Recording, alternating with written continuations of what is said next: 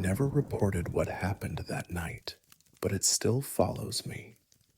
My name is Marcus Holloway, and I have worked as a freelance urban exploration photographer for 7 years. I specialize in documenting abandoned medical facilities across the eastern United States. In March of 2023, I received permission from a historical preservation group to photograph Waverly Hills Sanatorium in Kentucky before scheduled renovation work began. I arrived at dusk. The building stood massive and gray against the fading light, 5 stories of tuberculosis history waiting in silence. I had researched the location extensively. Built in 1926, it housed thousands of patients during the White Plague epidemic.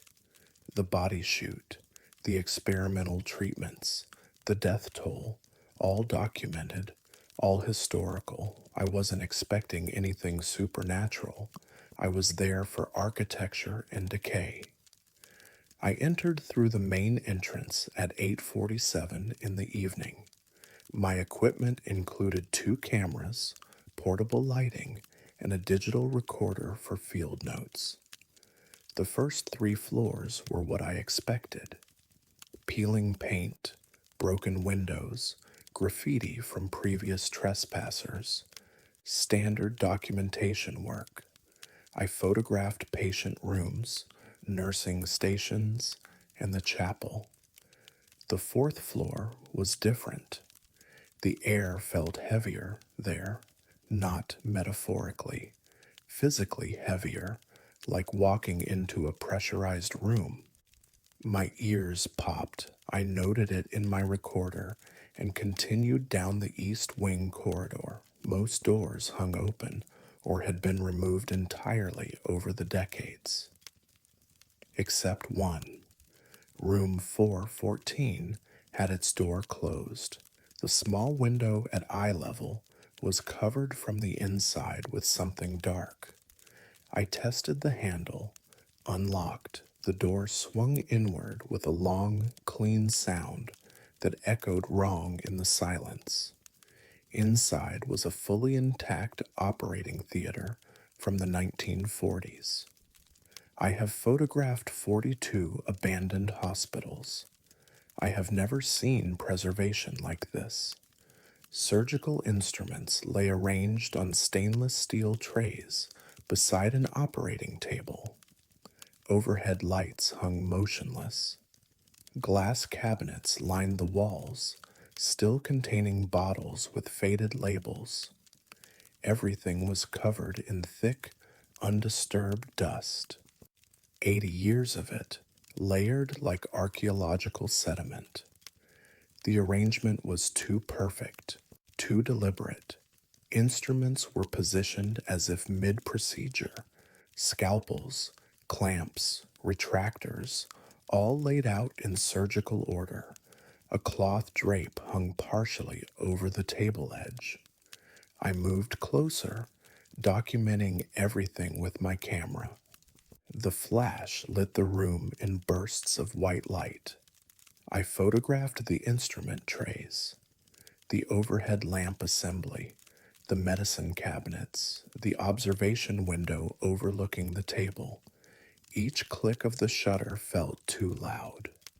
I worked methodically, corner to corner, establishing wide shots before detail work. When I reached the operating table, I paused. There was an indentation in the dust on the surface, shallow, human-shaped, as if someone had been lying there recently, but the dust around the shape was decades old. It didn't make sense. I photographed it from multiple angles. That's when my camera battery died. Both cameras, simultaneously. Fresh batteries, installed that morning. The LED screens went dark. My portable light flickered once and extinguished.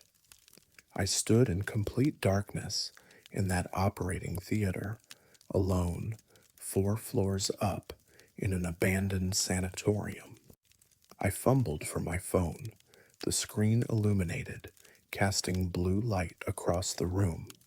I used it to check my camera batteries. They weren't dead, they were cold, ice cold, like they'd been in a freezer. Condensation formed on the metal contacts.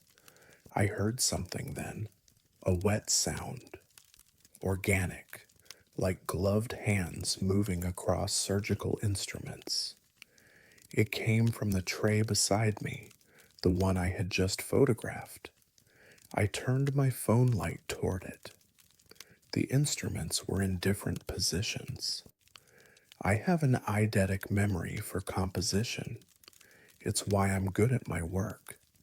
The scalpels had been arranged largest to smallest, left to right.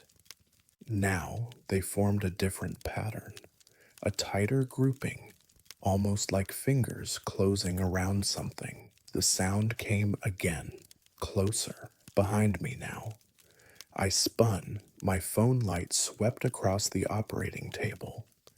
The indentation in the dust was deeper, more defined, the suggestion of shoulders, a head, arms at the sides, and at the foot of the table, in the fresh beam of my light, there was a shadow, not cast by anything, not connected to any object or form, just standing there, vertical, human proportioned, positioned exactly where a surgeon would stand during a procedure.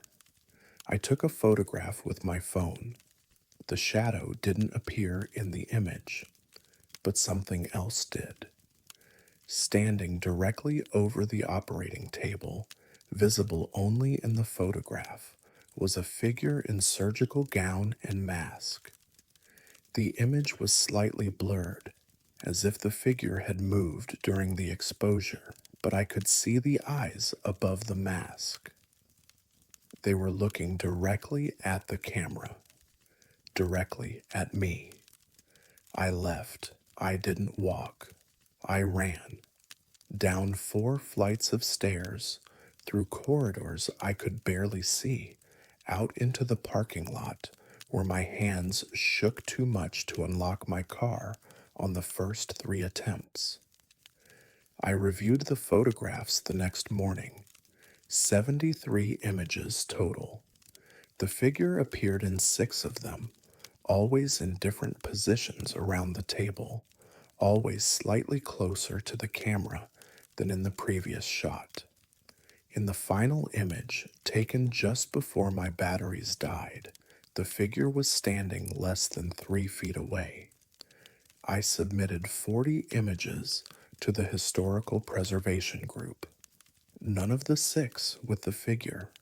I told them the operating theater was in remarkable condition and recommended it be sealed during renovation. I didn't tell them why. I haven't returned to Waverly Hills. But sometimes, late at night, I'll be reviewing old photographs from other locations, and I'll see it in my peripheral vision, a shadow standing just outside the frame. When I look directly, it's gone. I've stopped photographing operating rooms entirely, but the shadow still appears in reflections, in windows, in the dark corner of my studio, always positioned the same way, arms at its sides, head tilted slightly, watching me the way a surgeon watches a patient, the way it watched me in room 414. And sometimes, when I'm developing images in the dark room, I can hear it, that wet sound, like gloved hands moving across instruments, like something you're preparing for a procedure that was interrupted 80 years ago, a procedure it still intends to finish.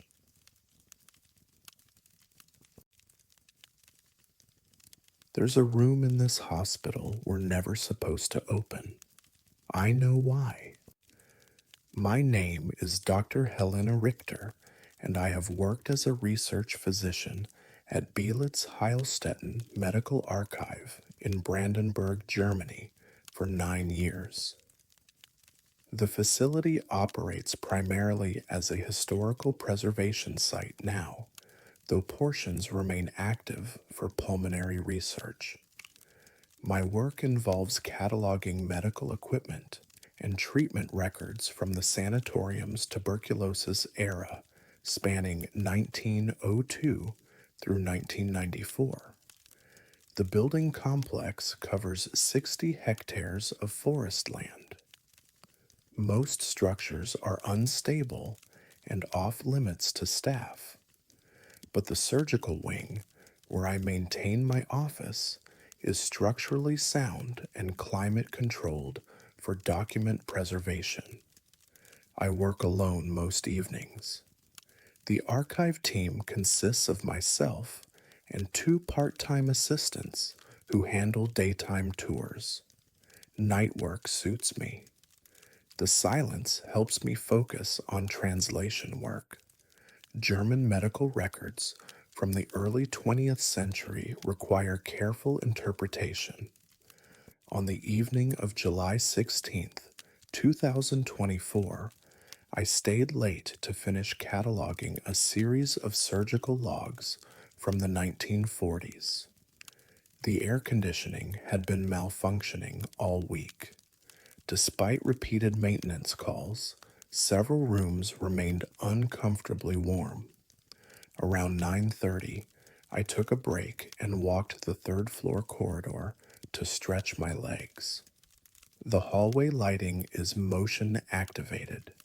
Sections illuminate as you pass, then fade to darkness behind you. It creates a moving bubble of light that I find oddly meditative. I noticed something unusual near the East Wing junction. Cold air was seeping under the door of Operating Theater 7. Visible vapor, like breath on a winter morning, curled along the floor tiles. The temperature in the corridor was 28 degrees Celsius. Summer heat. But that cold air kept flowing. I touched the door handle, ice cold. Frost had formed on the metal. Operating Theater 7 hasn't been used since 1991. It's been sealed for structural assessment since I started working here. The room isn't climate controlled. There's no reason for it to be cold. I have keys to most archive areas. I found the correct one and unlocked the door. The temperature drop was immediate. My breath misted. Goosebumps rose on my arms. I stepped inside and found the light switch. Fluorescent tubes flickered to life overhead, humming in the cold. The operating theater was smaller than modern surgical suites. Tile walls, concrete floor, old observation window overlooking the table, and in the center, a stainless steel operating table from the mid-20th century. It was covered in frost. Not the room, just the table. Thick frost coated the metal surface, the stirrups, the adjustment mechanisms. Icicles hung from the edges. The air around it shimmered with cold. I approached slowly. My footsteps echoed. I could see my breath, but only near the table. 3 meters away, the air was normal. Summer warmth. It was like standing at the edge of winter. I reached out to touch the table surface. My fingers stopped 5 centimeters away. The cold was painful, burning cold. My hand recoiled instinctively. I noticed something then. The frost wasn't uniform. There were patches where it had melted and refrozen, patterns, almost like handprints, and along the left side of the table, a long, clear streak, as if something had been dragged across the metal. My chest tightened, not emotionally, physically, pressure, sudden and intense, like someone pressing down on my sternum. I stepped back. The pressure increased. My breathing became difficult, short, shallow gasps. I turned to leave and saw my thermometer on the supply cart near the door. Professional habit. I grabbed it and took readings. 3 meters from the table, 22 degrees Celsius, 2 meters, 14 degrees, 1 meter, 6 degrees. At the table's edge, the thermometer's digital display flickered and died. The screen showed error symbols, then went blank entirely. I tried my phone. Same result. The screen froze, showing distorted pixels, then shut down. The chest pressure was increasing. It felt like drowning, like water filling my lungs. I've read enough tuberculosis patient records to recognize the sensation they described: the crushing weight, the inability to draw breath. I staggered toward the door. Each step was harder, heavier. My vision narrowed. The edges of the room darkened. I made it to the doorway and fell into the corridor. The pressure released instantly. I gasped, drawing full breaths. My phone powered back on. The thermometer screen returned to normal. I sat there on the floor for several minutes, catching my breath, trying to rationalize what had just happened. Equipment malfunction, ventilation issue, something logical, but I couldn't explain the frost, or the cold, or the crushing pressure that disappeared the moment I left the room. I stood and looked back inside. The frost on the table was melting, slowly. Water pooled beneath it, running onto the floor, but the air above the table still shimmered. I closed the door and locked it. The next morning, I filed a maintenance report. Possible refrigeration leak, I wrote. Recommend structural inspection. I didn't mention the pressure, or the equipment failures, or the handprints in the frost. The maintenance supervisor called me that afternoon. He'd inspected operating theater 7. Room temperature normal. No refrigeration systems present. No water damage. No signs of frost or condensation. He asked if I was feeling well. I told him I must have been mistaken, but I wasn't. I returned that night with better equipment: a professional thermal camera, a carbon monoxide detector, a digital recorder. I opened the door at 10:15. The table was ice cold again. Frost reformed as I watched. The thermal camera showed a concentrated cold spot, negative 18 degrees Celsius, hovering directly above the table surface.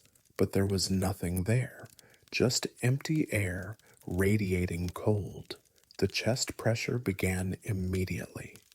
I endured it long enough to take readings, to document. Then I had to leave. The sensation was too intense, too familiar from the patient records I'd spent years reading. It felt like drowning in your own lungs, like tuberculosis in its final stage. I've sealed Operating Theater 7 permanently. I removed it from the archive floor plans. I don't speak about it to the tour groups or my assistants. The room stays locked, but on summer evenings, when I work late, I can feel cold air seeping under that door. I can see the vapor curling along the corridor tiles. And sometimes, when the building is very quiet, I hear something from inside that room. A wet sound, labored, rhythmic, like someone struggling to breathe through fluid-filled lungs. Like someone lying on that table, even now, drowning slowly in the cold. The way thousands of tuberculosis patients drowned in these buildings over 9 decades of treatment.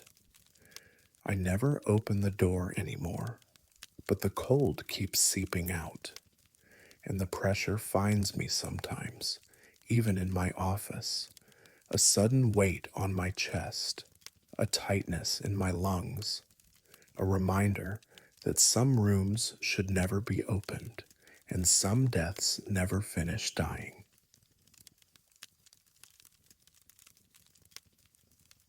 I didn't believe in the dead returning until one of them asked me for help.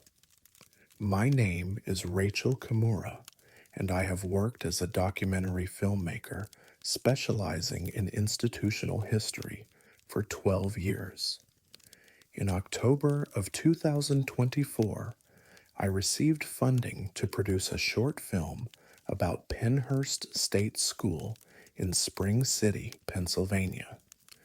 The facility operated from 1908 to 1987, housing individuals with intellectual and developmental disabilities. Its closure followed decades of documented abuse and neglect. My crew consisted of 3 people: myself as director, Thomas Chen on camera, and Sarah Blackwell handling sound. We had official permission from the Preservation Trust and structural clearance for the main administration building. We arrived on October 9th at 7 in the morning. The building was massive, 4 stories of institutional architecture in various states of decay. We spent the first day establishing shots, hallways, day rooms, the cafeteria, standard documentary work. On day 2, we focused on the medical wing.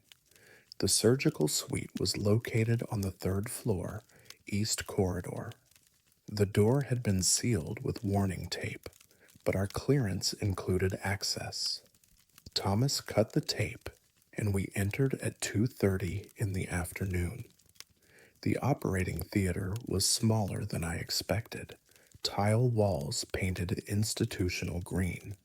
One large window, now broken, and in the center, a single operating table with overhead lighting that hung at an odd angle. What caught my attention immediately were the surgical trays.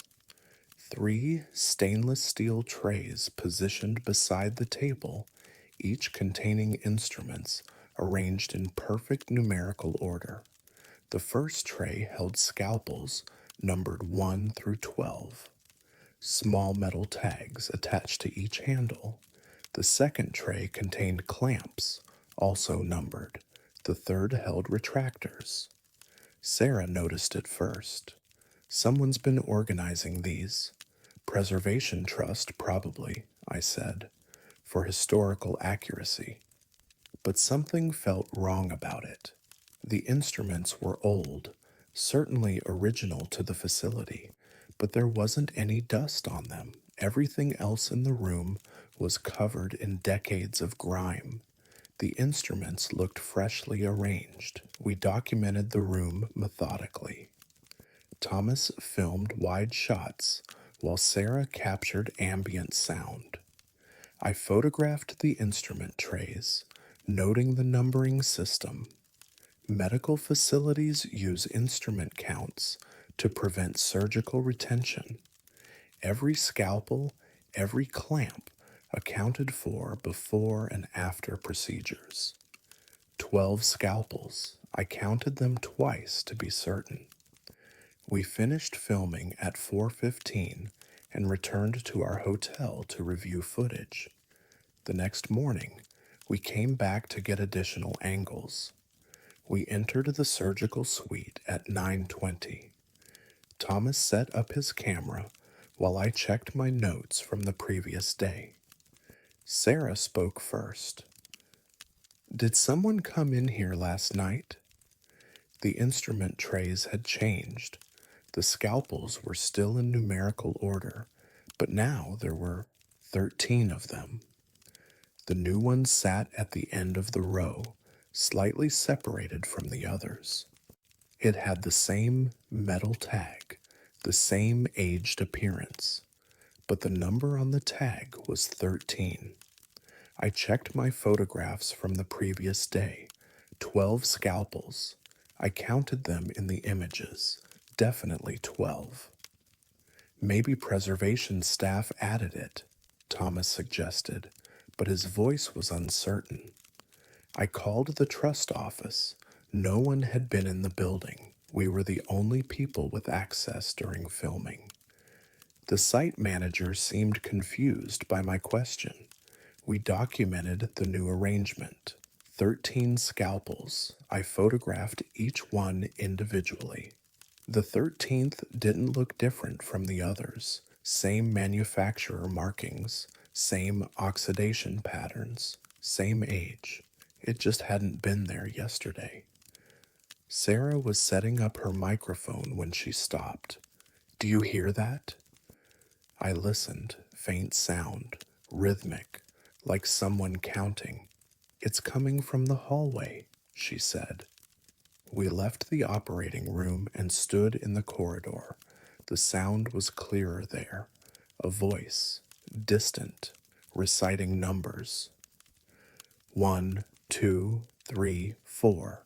Female voice, young. The cadence was mechanical, emotionless. 5, 6, 7. Thomas followed the sound with his camera. It seemed to be coming from a room at the end of the corridor. We approached slowly. The voice continued counting. 8, 9, 10. The door was ajar. I pushed it open. Empty room, no furniture, no equipment, just bare walls and a concrete floor. But the voice was louder now, coming from inside. 11, 12, 13. Then silence. Sarah's recorder showed audio levels spiking. The sound was real, captured, not imagination. We returned to the surgical suite. I needed to compare the scalpels again to document this properly. But when we entered, I stopped. The instruments had changed position again. They were no longer in numerical order. They'd been arranged in a different pattern.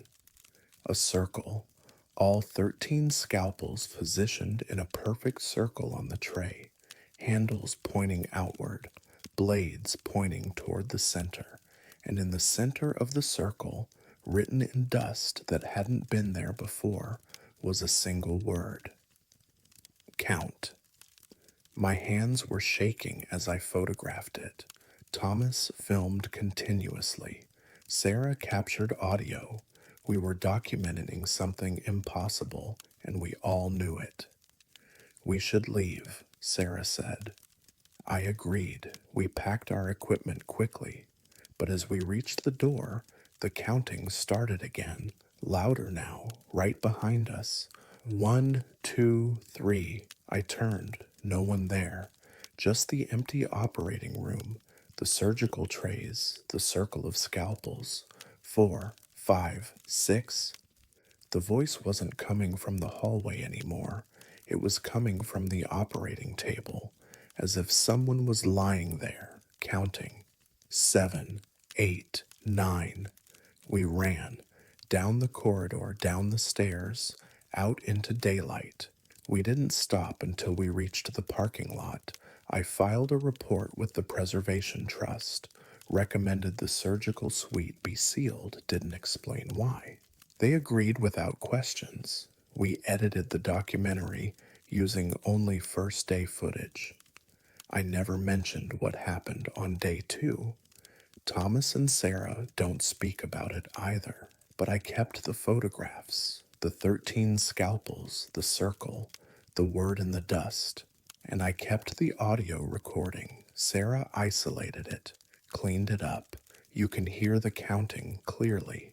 You can also hear something underneath it, breathing, shallow and rhythmic. The sound of someone lying very still, someone who's been counting surgical instruments for decades, someone who's still waiting for the procedure to begin. I researched Penhurst's surgical history after we left, found records of experimental procedures, unauthorized operations, patients used for medical training. Instruments frequently went missing, counts were often wrong, investigations were buried, and I found one more thing. A patient file from 1963, a girl, 13 years old, who died during a routine procedure. Surgical complications, the report said. But a later memo, buried in archived papers, mentioned something else. Instrument count discrepancy, one scalpel unaccounted for.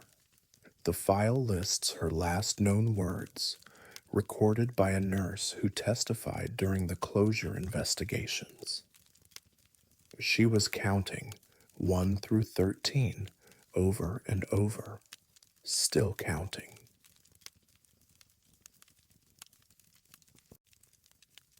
If you ever work nights here, don't look directly at the sound. My name is David Torrens, and I have worked as a facilities maintenance supervisor at Tranquilla Sanatorium historical site in Kamloops, British Columbia, for 14 years. The facility closed as an active tuberculosis sanatorium in 1958, though portions remained operational for mental health services until 1983. Now it operates as a heritage site and film location. My responsibilities include building security, basic repairs, and ensuring location safety for production crews. Most of my work happens during off hours. Night shifts suit the job. Film crews need daytime access, which means maintenance work gets scheduled around them. I prefer it this way. The quiet makes it easier to hear what needs attention. Heating systems, water pipes, structural settling. After 14 years, I know this building's sounds. On the night of November 3rd, 2024, I was conducting a routine inspection of the West Wing. A film production had requested access to the second floor surgical suite, which meant I needed to check the room for safety hazards. Loose floorboards, unstable light fixtures, broken glass. I reached the surgical corridor at 11:45. Motion sensor lights activated as I walked. The hallway had been refinished for filming. Clean walls, restored flooring. It looked almost operational. The surgical suite door was at the end of the corridor.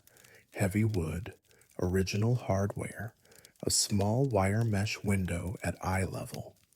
I approached with my flashlight and inspection checklist. That's when I heard the breathing. Rhythmic, mechanical, the distinct sound of an iron lung ventilator. I recognized it immediately. We have one in the museum collection downstairs. The breathing pattern is unmistakable.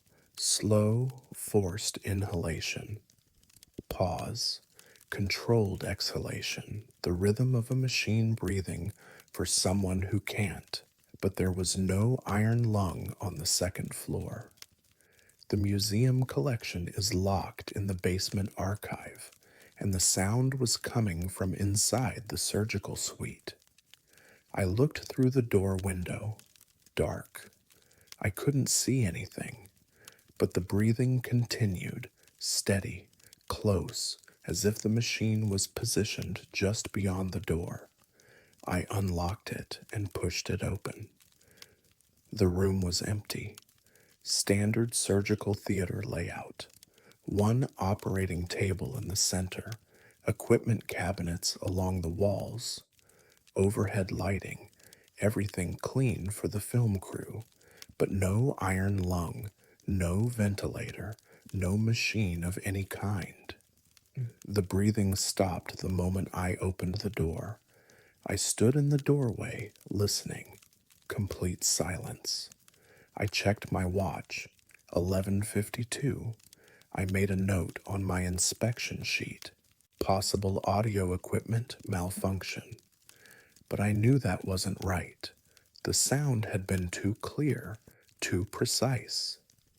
I stepped inside to check the room properly, tested the light switches, examined the equipment cabinets, inspected the operating table.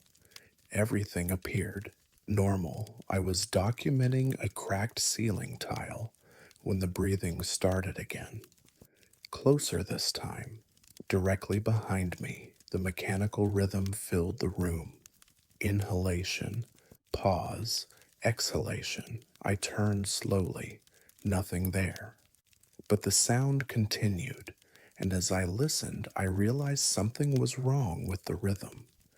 Iron lungs operate at a consistent rate, 12 to 15 breaths per minute, medically regulated. This breathing was slowing down, 14 breaths per minute, then 12, then 10, like something dying. I backed toward the door. The breathing followed, not the source, the sound itself. It moved around the room, first near the operating table, then by the cabinets, then right beside me. I could feel it. Air movement, cold exhalation against my neck, the mechanical pause, then the inhalation. I left the room and sealed the door. The breathing stopped immediately, cut off mid-cycle. I stood in the corridor, heart racing, trying to rationalize what I'd heard. Ventilation system, audio feedback, acoustic anomaly, something. I called my supervisor, left a voicemail. Structural issue in West Wing surgical suite. Recommend acoustical inspection. I didn't mention the breathing, didn't mention the cold exhalation, didn't mention how the sound had followed me. The next morning, I returned with the site director and a structural engineer. We entered the surgical suite at 9:30. I explained what I'd heard, demonstrated where the sound had moved. The engineer checked for ventilation issues, air pressure differentials, acoustic resonance points. Nothing. The room was structurally sound. No ventilation anomalies. No explanation for mechanical breathing sounds. The site director asked if I wanted to file an incident report. I declined. That night, I was scheduled for another inspection. Different building, but at 11:45, I received a call from our security system. Motion detected, West Wing, second floor. I drove back to the site, entered through the main building at 12:15. The motion sensor was still active. It was moving in the surgical corridor. I approached carefully. The hallway lights activated as I walked. Empty, no one there, but the motion sensor continued to trigger. Movement detected near the surgical suite door. I stood at the end of the corridor and watched. The lights flickered, once, twice, then steady, and through the wire mesh window of the surgical suite door, I saw light inside the room, pale, fluorescent, like the old surgical lights were active, but there was no power to that room. We'd shut it off for safety. I moved closer. The light grew brighter, and beneath it, I could see shadows, movement, shapes that suggested people, medical staff, positioned around the operating table. The breathing started again. Multiple sources now. 3, 4, 5 separate breathing rhythms, all mechanical, all iron lung cadence, all slightly out of sync. I reached for the door handle. My hand stopped. Something told me not to open it. Some instinct, Some knowledge that whatever was happening inside that room wasn't meant to be interrupted. I stepped back. The breathing grew louder, faster. The rhythms began to synchronize. All the mechanical breathing aligned, a chorus of forced respiration, inhalation, pause, exhalation, then silence. The light inside the room went dark. The motion sensor stopped triggering. The corridor became still. I stood there for several minutes, waiting, listening, nothing. I filed my report the next day. Equipment malfunction, electrical anomaly. Recommend room be sealed pending investigation. The site director agreed. The surgical suite has been closed since November 4th. No film crews, no inspections, no access. We sealed the door with warning tape and posted structural hazard notices. But on quiet nights, when I'm working late in other parts of the building, I can hear it. Faint, distant, the sound of mechanical breathing, multiple sources, all synchronized, coming from the direction of the West Wing. I've researched the sanatorium's history, found records from the tuberculosis era. Iron lungs were used extensively in the 1940s and 50s. Negative pressure ventilators, life support for patients with severe respiratory paralysis, hundreds of patients, years of treatment. Many died connected to those machines, died while the mechanical breathing continued, died while the iron lung kept forcing air into lungs that no longer responded. And I found one more thing. A maintenance log from 1956. A notation about the second floor surgical suite. Multiple iron lungs stored there, awaiting disposal. The log notes that the machines were still running when maintenance arrived. Still cycling, still breathing, even though no patients were connected, even though the power had been shut off.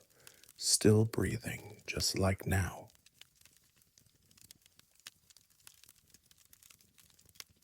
Everything in the operating room was routine that night, until the reflections stopped matching.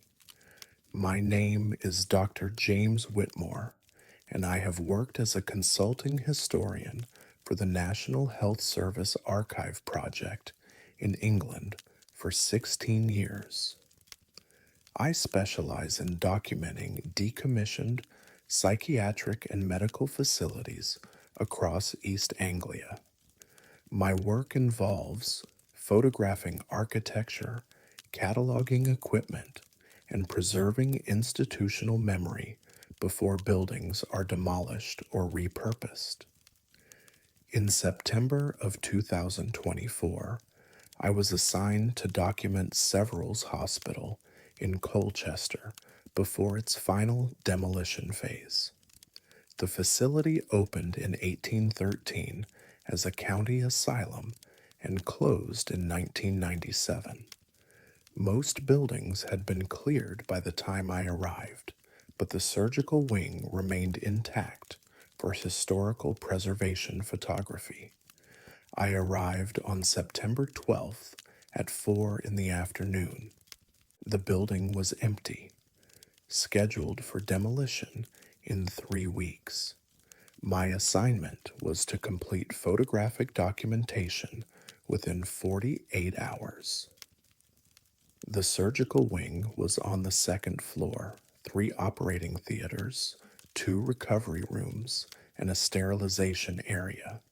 I worked through the first 2 theaters without an issue. Standard documentation, wide shots, detail shots, equipment catalogs.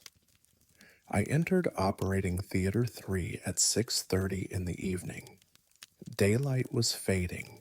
I set up portable lighting and began establishing shots.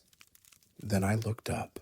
The ceiling was mirrored, completely mirrored, large panels of reflective glass covering the entire ceiling surface. I had documented hundreds of operating theaters. I had never seen this feature. Mirrors weren't used in surgical environments during any era I'd studied. Reflective surfaces create glare, distraction, infection control issues, but there they were, perfect mirrors, reflecting the room below in precise detail. I photographed them, wide angle shots showing the full ceiling. The mirrors appeared original to the room. Same age as the building, same installation quality. They didn't make sense, but they were there. I positioned myself beside the operating table to photograph the overhead light assembly. I glanced up at my reflection. Everything appeared normal. Me, camera, the empty table, the equipment cabinets. I took the photograph, checked the image, looked up again. My reflection was in a different position. Not dramatically different, just slightly. I was standing beside the table. My reflection showed me one step to the left. I moved. The reflection moved, but it lagged. 1 second, maybe two. I lowered my camera and stared at the mirrored ceiling. My reflection stared back. We were synchronized now, same position, same stance. I raised my right hand. My reflection raised its right hand. 1 second later, I stepped to the left. My reflection stepped left. After a pause, the delay was consistent, approximately 1.5 seconds. I tested it multiple times. Every movement reflected late, as if the mirror was showing me where I'd been, not where I was. I documented this, took video footage. The effect was clear on camera. Movement, pause, reflection matches. It shouldn't have been possible. Mirrors reflect instantly. Light speed, no delay. I moved to different positions in the room. The delay continued, consistent, measurable, wrong. Then I noticed something else. When I stood still, my reflection kept moving. Small movements, a slight turn of the head, a shift of weight, tiny adjustments, but I wasn't making them. I was holding completely still. My reflection was moving independently. I stepped backward, away from the table. My reflection didn't move. It stood there, looking down at the operating table, as if examining something. I was near the door now. My reflection remained beside the table, motionless, staring downward. I spoke. "This isn't right." My voice echoed in the empty room. My reflection looked up, directly at me, made eye contact, and smiled. I didn't smile.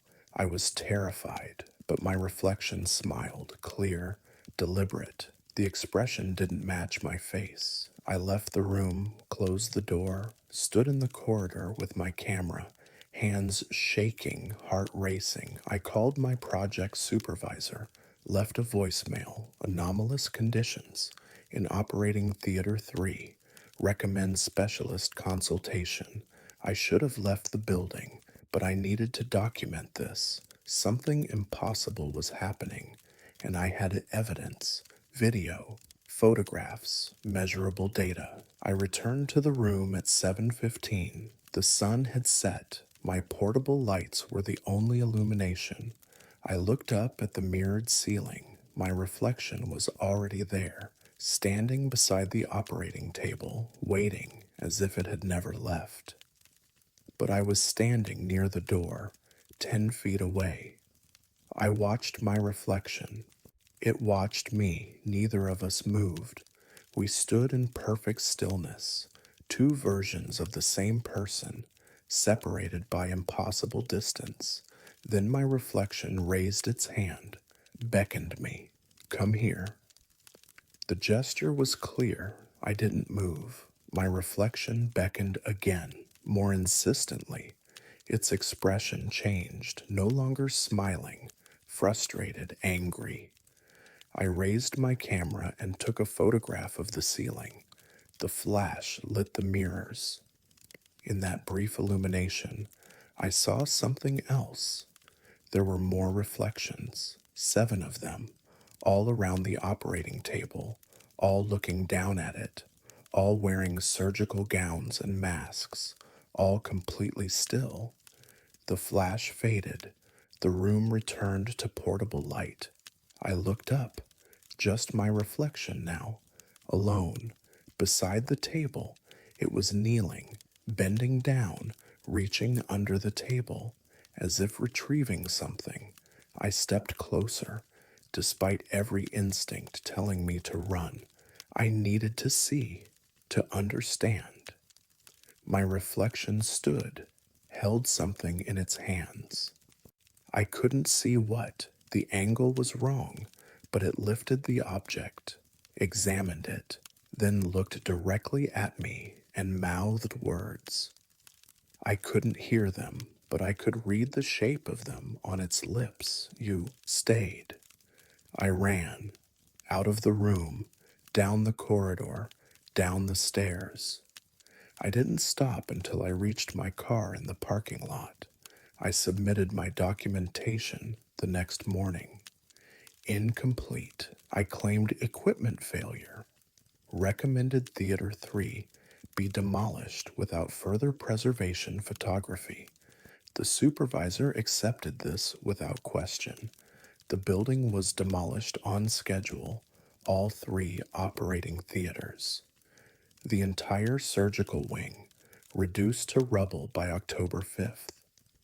But I still have the photographs, the video, clear documentation of my reflection moving independently, of the delay, of the 7 figures around the table, and I have one more thing, a photograph I didn't take. I found it on my camera 3 days after leaving Several's, mixed in with my documentation shots. Same timestamp as my final image, same location data, but I'm not in it. The photograph shows operating Theater 3, empty.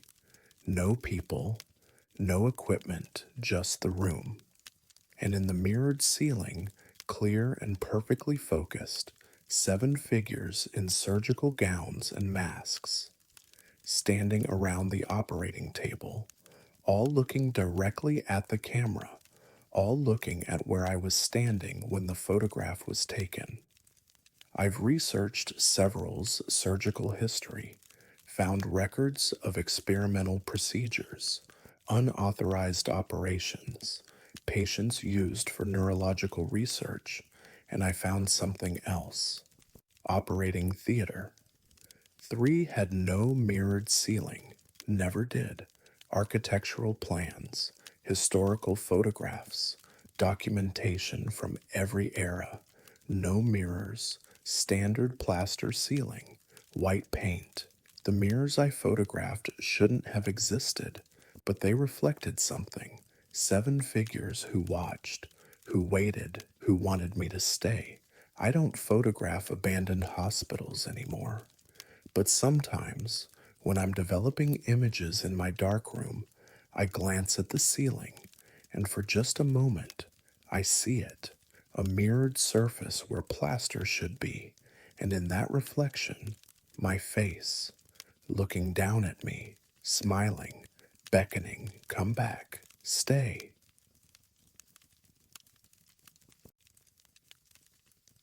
I never reported what happened that night, but it still follows me. My name is Patricia Valdez, and I have worked as a night security officer at Henryton State Hospital in Marriottsville, Maryland, for 8 years. The facility closed in 1985 after operating as a tuberculosis sanatorium and later a chronic care facility. Since 2010, it has been maintained as a historic site awaiting redevelopment. My job is simple: Patrol the buildings, prevent vandalism, document any structural issues. Most nights are quiet. October 27th, 2024 was different. I began my shift at 10 in the evening. Standard route. Main building first, then the residential cottages, ending with the medical wing. The temperature had dropped sharply. First frost of the season. My breath misted in the cold air as I walked. I reached the medical wing at 11:20. Three-story brick building, most windows boarded. The main entrance required 2 keys. I unlocked it and stepped inside. The hallway was dark except for my flashlight. I swept the beam across walls, checking for graffiti or damage. Everything appeared normal. I proceeded to the stairwell. The operating theater was on the second floor, east wing. I checked it twice per shift. Vandals had broken in 3 times last year, stolen equipment, damaged fixtures. It required constant monitoring. I climbed the stairs and entered the second floor corridor. My flashlight beam moved ahead of me. Empty hallway, peeling paint, water-stained ceiling tiles. Then I saw the light, red, faint, coming from beneath the operating theater door at the end of the hall. I stopped. There was no power in this building. Electrical service had been disconnected in 1992. No lights, no heating, no active systems of any kind. But red light seeped from under that door. I approached slowly, drew my radio, held it ready. Vandals sometimes brought battery-powered equipment, flashlights, lanterns, but this light was different, steady, unmoving, the specific red of surgical lighting. I reached the door and listened. Silence. I tested the handle, unlocked. I pushed it open. The operating theater was empty, but in the center of the room, suspended from the ceiling, a single surgical lamp glowed red. Not bright, dim, like embers, but definitely active. I stepped inside, swept my flashlight across the room. The beam passed through the red glow. The surgical lamp hung motionless, no movement, no sound, just that steady red light. I moved closer, examined the lamp. No power cord, no battery pack, no visible energy source. The fixture was original to the building, 70 years old, but it glowed. I reached up to touch it. The light dimmed, noticeably, as if responding to my proximity. I pulled my hand back. The light brightened again. I stood there, watching, testing. Each time I moved closer, the light dimmed. Each time I stepped away, it brightened. The pattern was consistent, measurable. The Sipaguselt lamp was aware of my presence. I documented this with my phone, took video. The effect was clear. Approach, light dims. Retreat, light brightens, like something retreating from contact, or drawing me away. I called my supervisor, left a message. Unexplained light source in medical wing operating theater. Possible electrical hazard. I should have left then, sealed the room, waited for maintenance, but I needed to understand. I positioned myself in the doorway, maximum distance while maintaining line of sight. The surgical lamp glowed steady red, bright, almost pulsing. I counted, timed the pulses. They weren't random, rhythmic, regular intervals, 60 beats per minute, the rate of a resting human heart. I watched for 10 minutes. The pulsing continued, perfect rhythm, never varying. And as I watched, I noticed something else. The red light was casting shadows, but the shadows were wrong. My shadow fell behind me, away from the lamp. Normal, expected, but there were other shadows in the room. On the walls, on the floor, shadow shapes that suggested people, medical staff, positioned around where an operating table would be. But there was no operating table. It had been removed years ago, just empty floor and shadows that shouldn't exist. I stepped back into the hallway. The shadows disappeared. Just my shadow now. Normal. I stepped back inside. The shadows returned. 7 of them. Different sizes, different postures, all facing the center of the room, all facing where a patient would lie during surgery. I raised my phone to photograph this. The moment I activated the camera, the surgical lamp went dark. Instant. Complete. The shadows vanished. The room fell into absolute darkness. I stood frozen, listening. My flashlight had gone dark too. Phone screen blank, both devices dead simultaneously. Then the surgical lamp turned back on, brighter now, bright enough to hurt my eyes. The red light filled the room, harsh, angry, and in that intense glow I saw them clearly. The shadows weren't shadows anymore. They were figures, translucent, barely visible, but definitely present. 7 people in surgical gowns and masks, standing in a circle, looking down at the empty floor. I ran, down the corridor, down the stairs, out into the cold night air. I didn't stop until I reached my security vehicle. My phone powered back on. Flashlight worked normally. I checked the timestamp. 11:53. I'd been inside for 33 minutes. I filed my report the next morning. Equipment malfunction. Possible electrical residue in old wiring. Recommended room be sealed. My supervisor agreed without investigation. The operating theater was sealed that afternoon. Warning tape. Hazard notices. No entry authorization required for access. But I still patrol the medical wing. Every night, same route, and every night when I pass that sealed door, I see it. Red light, seeping from beneath, pulsing, 60 beats per minute. I don't open the door anymore, but I watch, document. The light is always there, always pulsing, and on some nights, when the building is very quiet, I can see shadows moving in the gap beneath the door.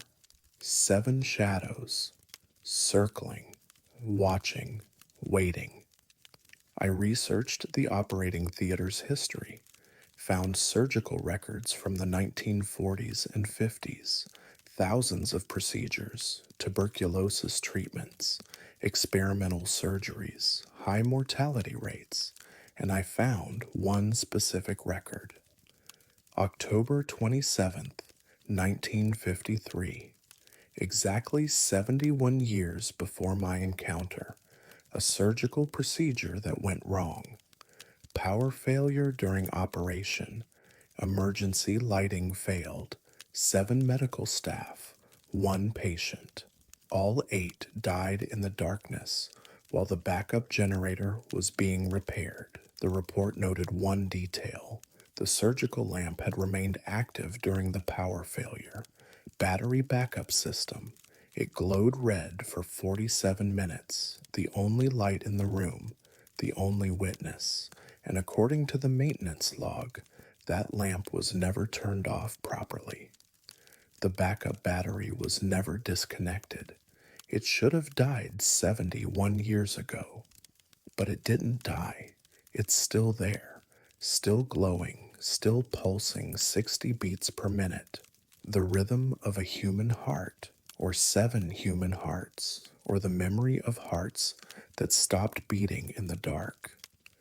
I pass that door every night, see the red light, feel the warmth it radiates. And sometimes, When I stand very still outside, I can hear something from inside that sealed room.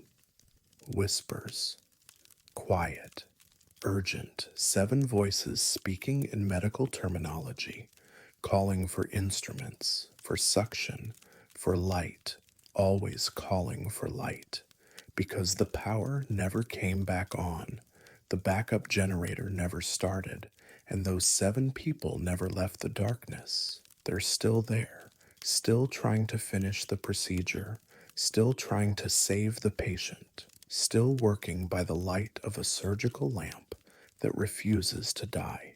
A lamp that glows brighter when I'm far away, that dims when I approach, as if it doesn't want to be turned off, as if it knows that the moment it goes dark, those 7 people will finally have to face what happened in that room.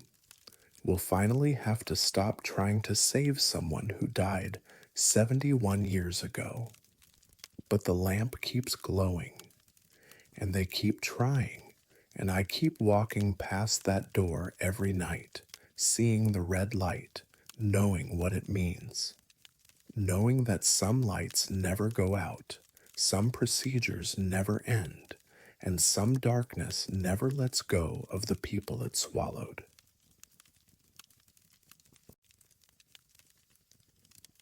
There's a room in this hospital we're never supposed to open.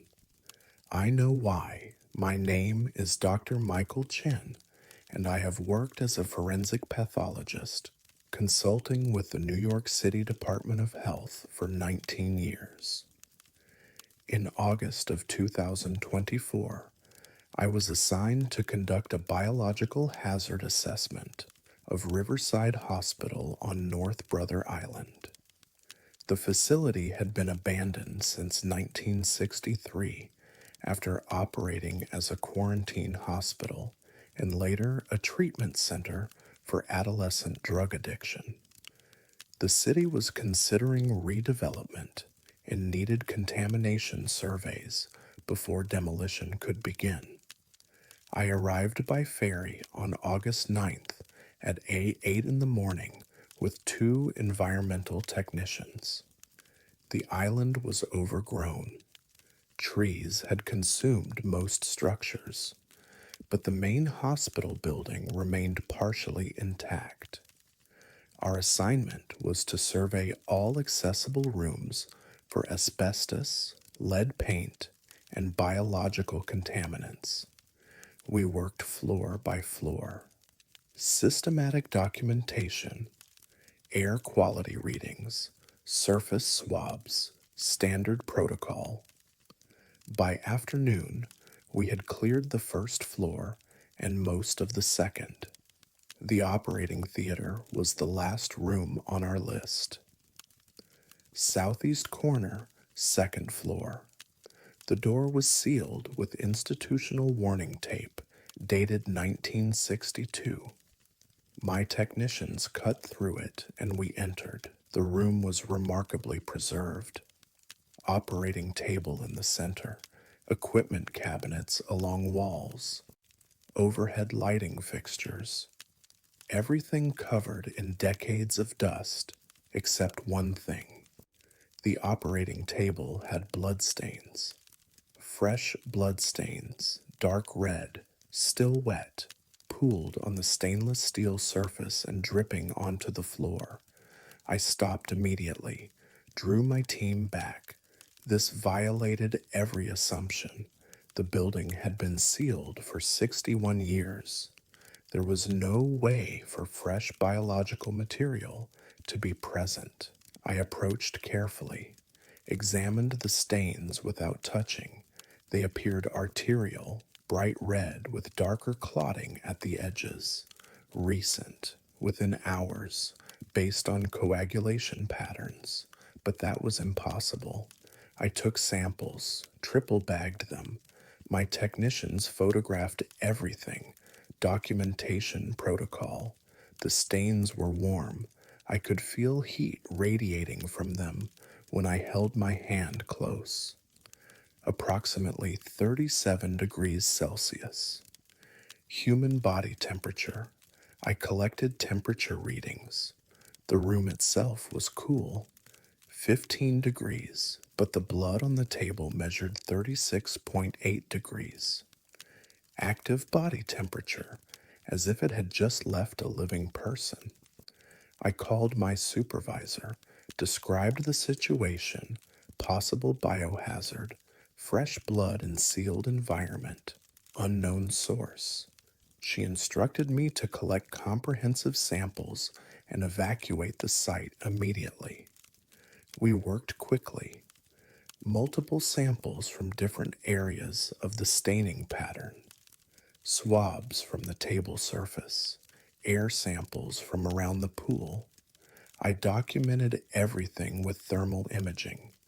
The blood showed bright on thermal, hot spots, living tissue temperature. As I worked, I noticed something else. The stain pattern was spreading, not flowing, spreading.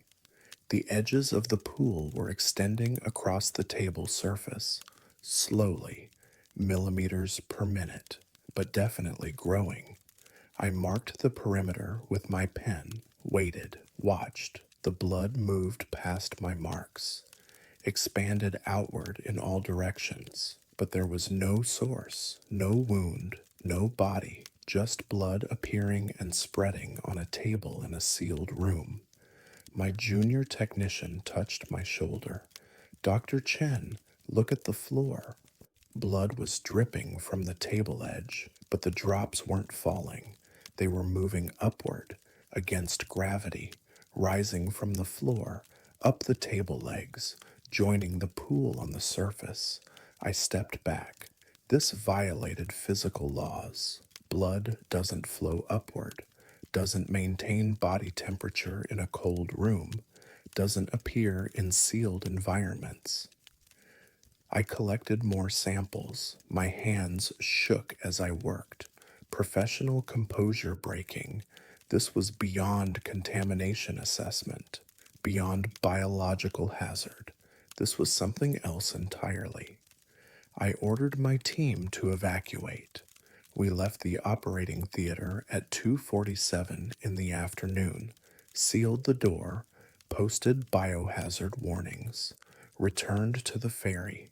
I submitted samples to 3 different laboratories, requested comprehensive analysis, blood type, DNA profiling, pathogen screening, age determination, every test available. Results came back within 48 hours. All 3 labs confirmed the same findings. Human blood, type O positive, fresh, less than 6 hours old at time of collection. But the DNA analysis showed something impossible. No match in any database, no genetic markers from known populations. The DNA was human, but different, degraded, fragmented, like it had been exposed to severe radiation or chemical damage, but it was still active, still viable, still warm. I returned to North Brother Island on August 14th, solo investigation, no technicians. I needed to understand what was happening in that room. I entered the operating theater at 10 in the morning. 5 days since my first visit. The blood was still there, still wet, still warm. The pool had grown. It now covered the entire table surface and had begun spreading onto the floor. I took new temperature readings. 37.1 degrees, warmer than before. The blood was getting hotter. I collected new samples, set up continuous monitoring equipment, thermal cameras, motion sensors, air quality monitors. I wanted comprehensive data.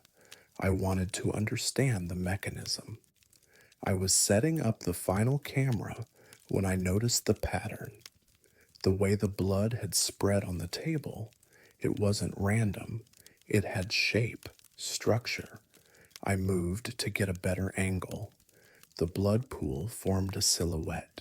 human shaped, adult sized, arms at the sides, legs together, a body impression, but there was no body, just blood, arranged in the exact shape of a person lying on an operating table.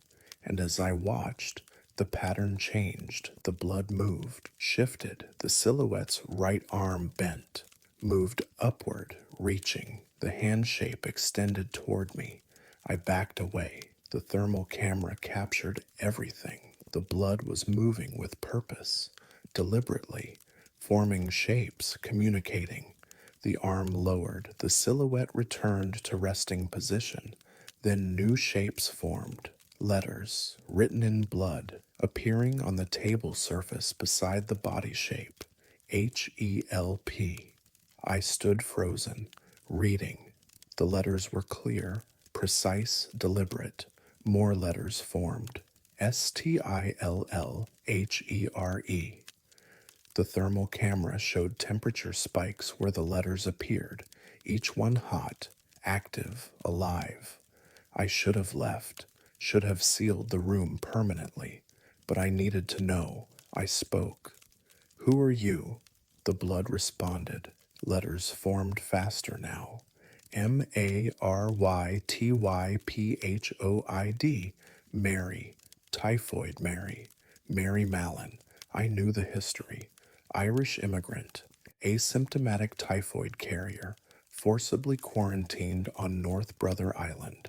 Held in Riverside Hospital from 1915 until her death in 1938. 23 years of imprisonment for being a disease vector she couldn't control. Mary Mallon? I asked. The blood pool pulsed.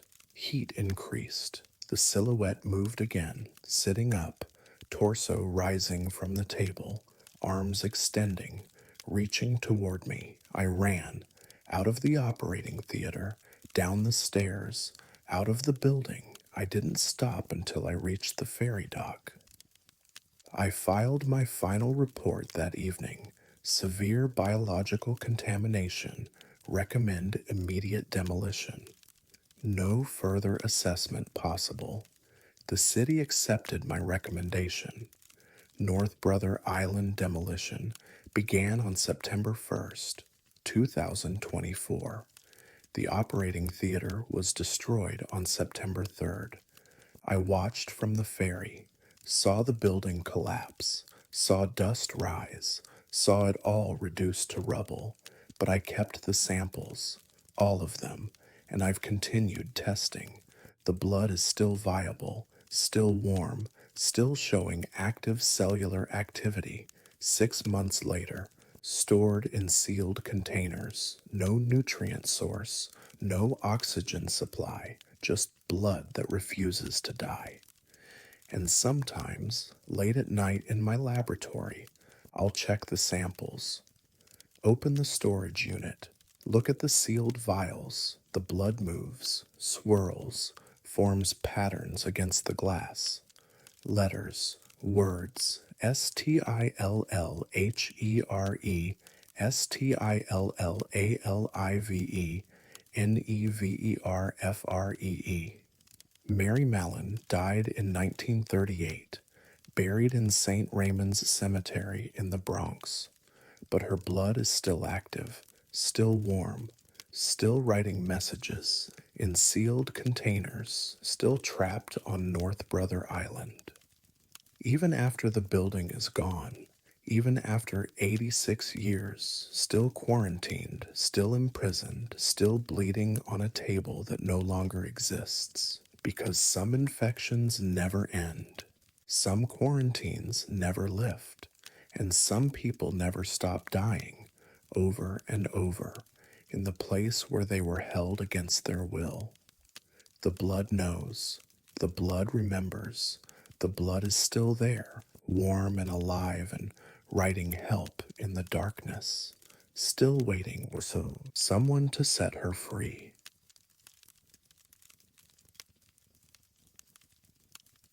I didn't believe in the dead returning until one of them corrected my photograph.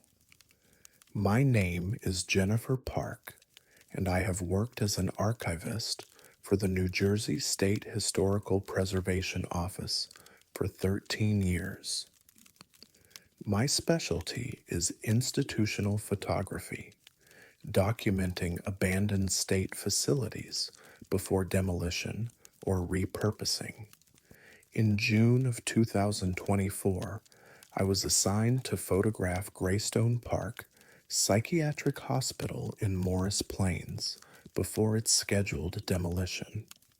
The facility had operated from 1876 to 2008, housing psychiatric patients for over a century.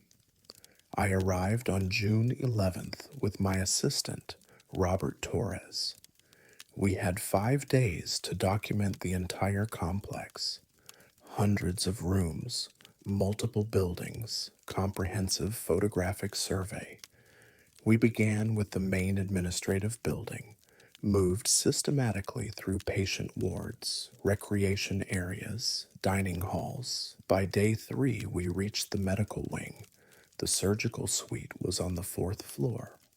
3 operating theaters, 1 recovery room, equipment storage. Most rooms had been cleared during decommissioning, but operating theater. 2 still contained original surgical instruments, preserved for historical documentation. I entered at 2 in the afternoon. Robert set up lighting while I established shots. The room was well preserved, original tile, intact cabinetry, and on the surgical tray beside the operating table, a complete set of instruments from the 1960s. Scalpels, retractors, clamps, forceps, all arranged in standard surgical order. I photographed them methodically, wide shots showing context, detail shots of individual instruments. I documented everything from multiple angles. I took particular care with the instrument arrangement. Historical accuracy was critical. The layout showed 1960-era surgical practice. I photographed the tray from directly above. Perfect overhead shot, every instrument visible, complete documentation. Robert and I moved to the next room. Spent 2 hours photographing the recovery area. Finished at 4:30. We packed equipment and returned to our hotel to review the day's work. I uploaded photographs at 6 that evening, began organizing files, checking image quality, verifying documentation completeness. I opened the overhead shot of the surgical tray. Something was wrong. The instruments had moved. Not all of them, just 3. A scalpel had shifted position. A clamp was rotated 45 degrees. A retractor was missing entirely. I checked my backup camera. Same image, same changes. I pulled up my preliminary shots from earlier in the session. The instruments were in different positions in every photograph, but I knew they hadn't moved. I had been in that room, watching. Nothing had moved. Robert reviewed the images with me. Camera malfunction, he suggested. Digital artifacts. But the changes weren't random. The instruments were rearranging themselves into different surgical configurations, as if someone was selecting tools for different procedures. I compared images chronologically. The pattern was clear. Each photograph showed instruments in slightly different positions, and the missing retractor appeared in later shots, but in a different location than I remembered. We need to go back, I said. We returned to Greystone at 8 that evening. June nights stay light late. We had good visibility. I unlocked Operating Theater 2 and entered. The surgical tray looked exactly as I'd left it. Exact positions, same arrangement. I set up my camera and took a new overhead shot. Downloaded the image immediately, reviewed it on my camera screen. The instruments had moved again, different from the afternoon shots, different from what I was seeing with my eyes. I looked at the tray, looked at my camera screen. The positions didn't match. I took another photograph, reviewed it, different again. The scalpels had rearranged, the clamps had rotated, the retractor was gone. But when I looked at the actual tray, nothing had changed. Robert stood beside me. Let me try. He took his own photograph with his camera, downloaded it, showed me. His image matched what we were seeing, instruments in the correct positions. No changes. I took another shot with my camera, downloaded it. The instruments were in completely different positions, arranged for a different procedure, different surgical approach. It's just your camera, Robert said, but his voice was uncertain. I set up my camera on a tripod, aimed at the surgical tray, set it to time-lapse mode, one photograph every 10 seconds, started recording. We stood there and watched. The instruments never moved, not once. They remained perfectly still for 10 minutes. I stopped the time lapse, downloaded the sequence, 58 images. Every single image showed the instruments in different positions. Some images showed instruments that weren't on the tray: a bone saw, a drill, a tourniquet, tools that hadn't been present when we entered.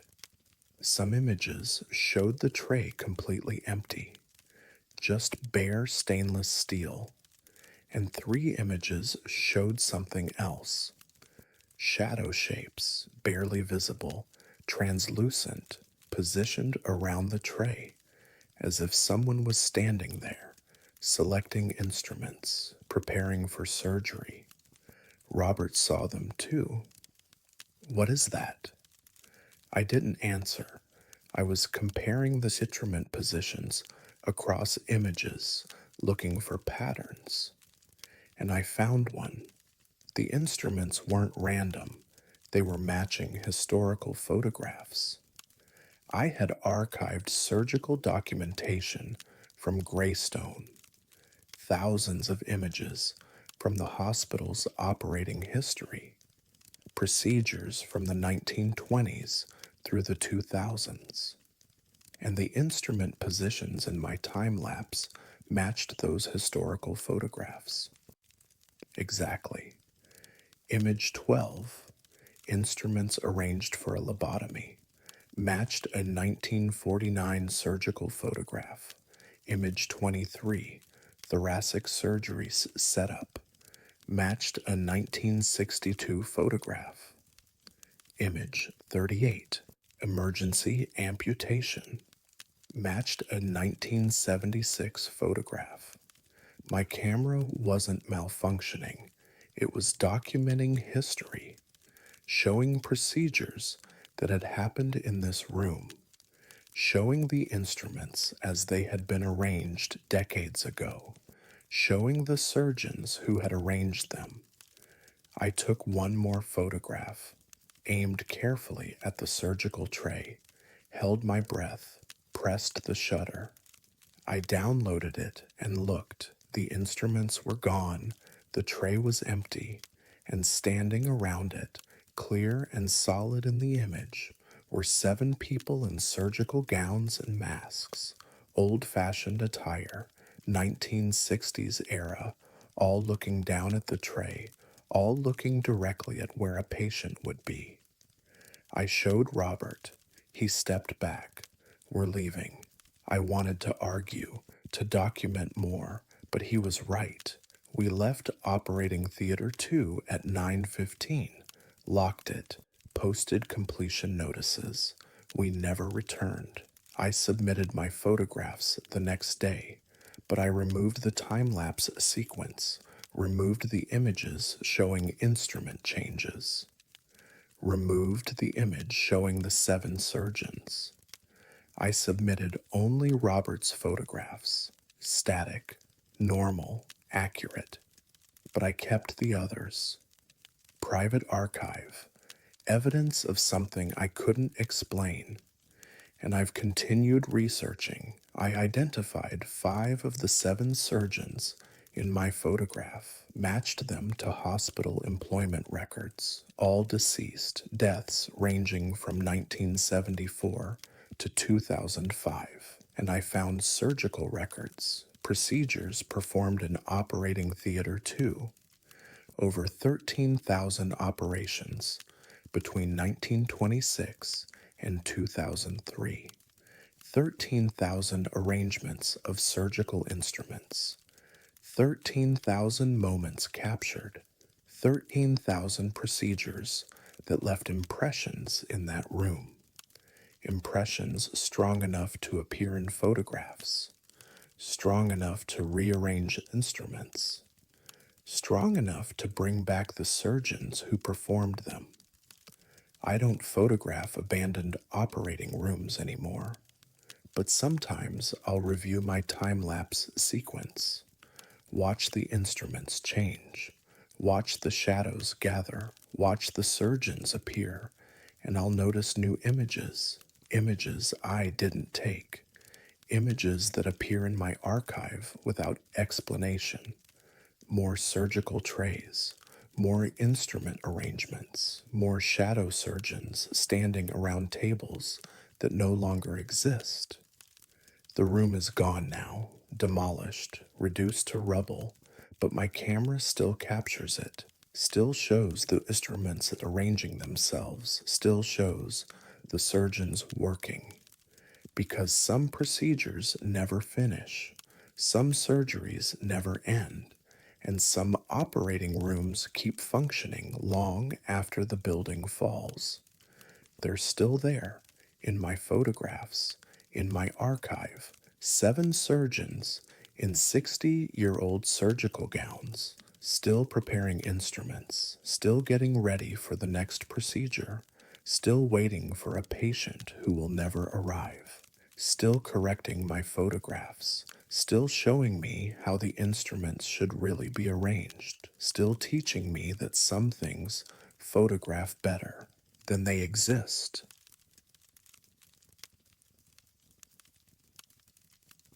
Everything in the operating wing was routine that night until the instruments started moving on their own. My name is Thomas Whitfield, and I have worked as a facilities security manager for the National Health Service Heritage Division in England for 22 years. I oversee protection and monitoring of decommissioned medical facilities across East Anglia. Naughton Hall Hospital in Lincolnshire has been under my supervision since 2019, when it was formally closed after 70 years of military and civilian medical service. The building is equipped with comprehensive security systems, motion sensors in every corridor, cameras in all major rooms, infrared detection in restricted areas. My job is to monitor these systems and respond to alerts. Most nights produce nothing. Occasional wildlife, temperature fluctuations, equipment drift. The night of September 18th, 2024 was different. I was conducting my standard evening monitoring from the security office at 8:47 when the motion sensors activated in the surgical wing. East Corridor, Operating Theater 4, multiple sensors triggering in sequence, movement detected, sustained activity. I checked the cameras, no visual.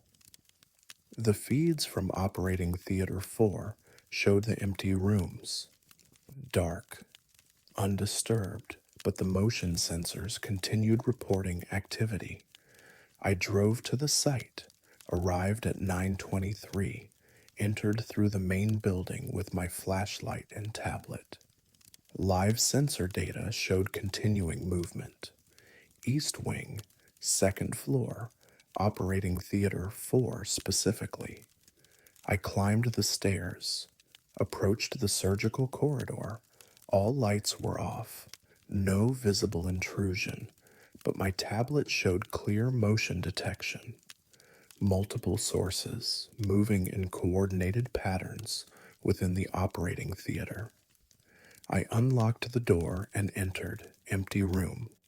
Operating table in center. Equipment cabinets along walls. Overhead lighting fixtures. Everything covered in dust. Undisturbed, but my tablet showed motion signatures. 6 distinct sources. Moving. Active. I swept my flashlight across the room. Nothing. I walked to the operating table, checked for evidence of intrusion. No footprints in the dust, no displaced items, nothing. The motion sensors continued triggering.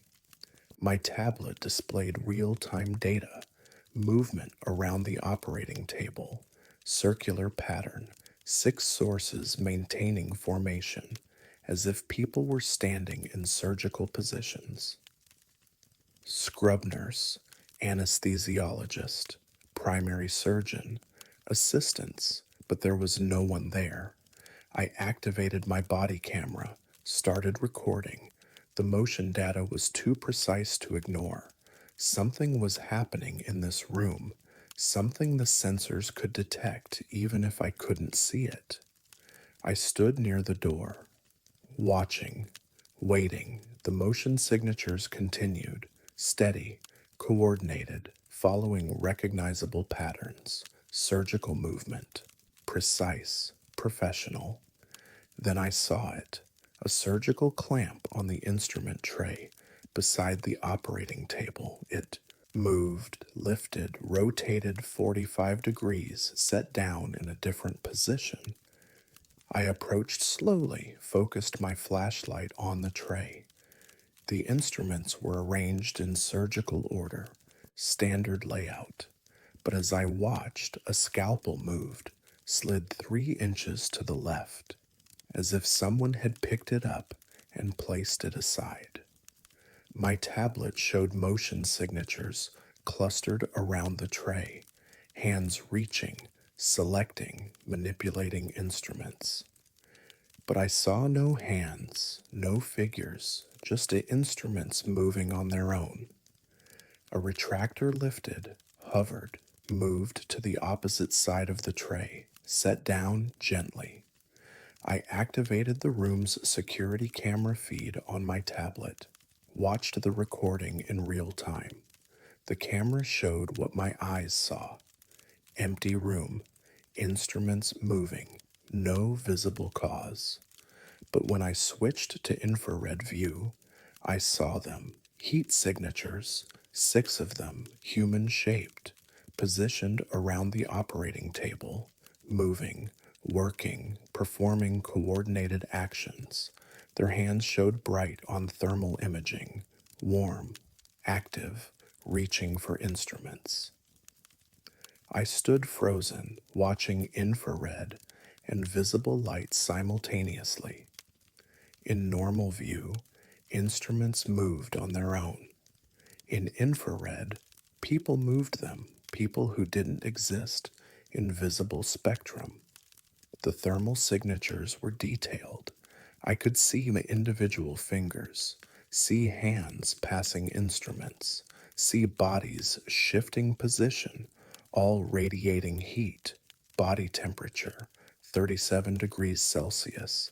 But when I looked at the same space with my eyes, nothing, just empty air. I documented everything, continuous recording, infrared and visible, motion sensor data. The activity continued for 18 minutes, surgical procedure, complete operation. I watched instruments move through standard surgical sequences, incision, retraction, suturing, systematic, professional, The thermal signatures worked in silence, coordinated, experienced, following protocols that were decades old. Then it stopped. The instruments settled into final positions. The thermal signatures faded.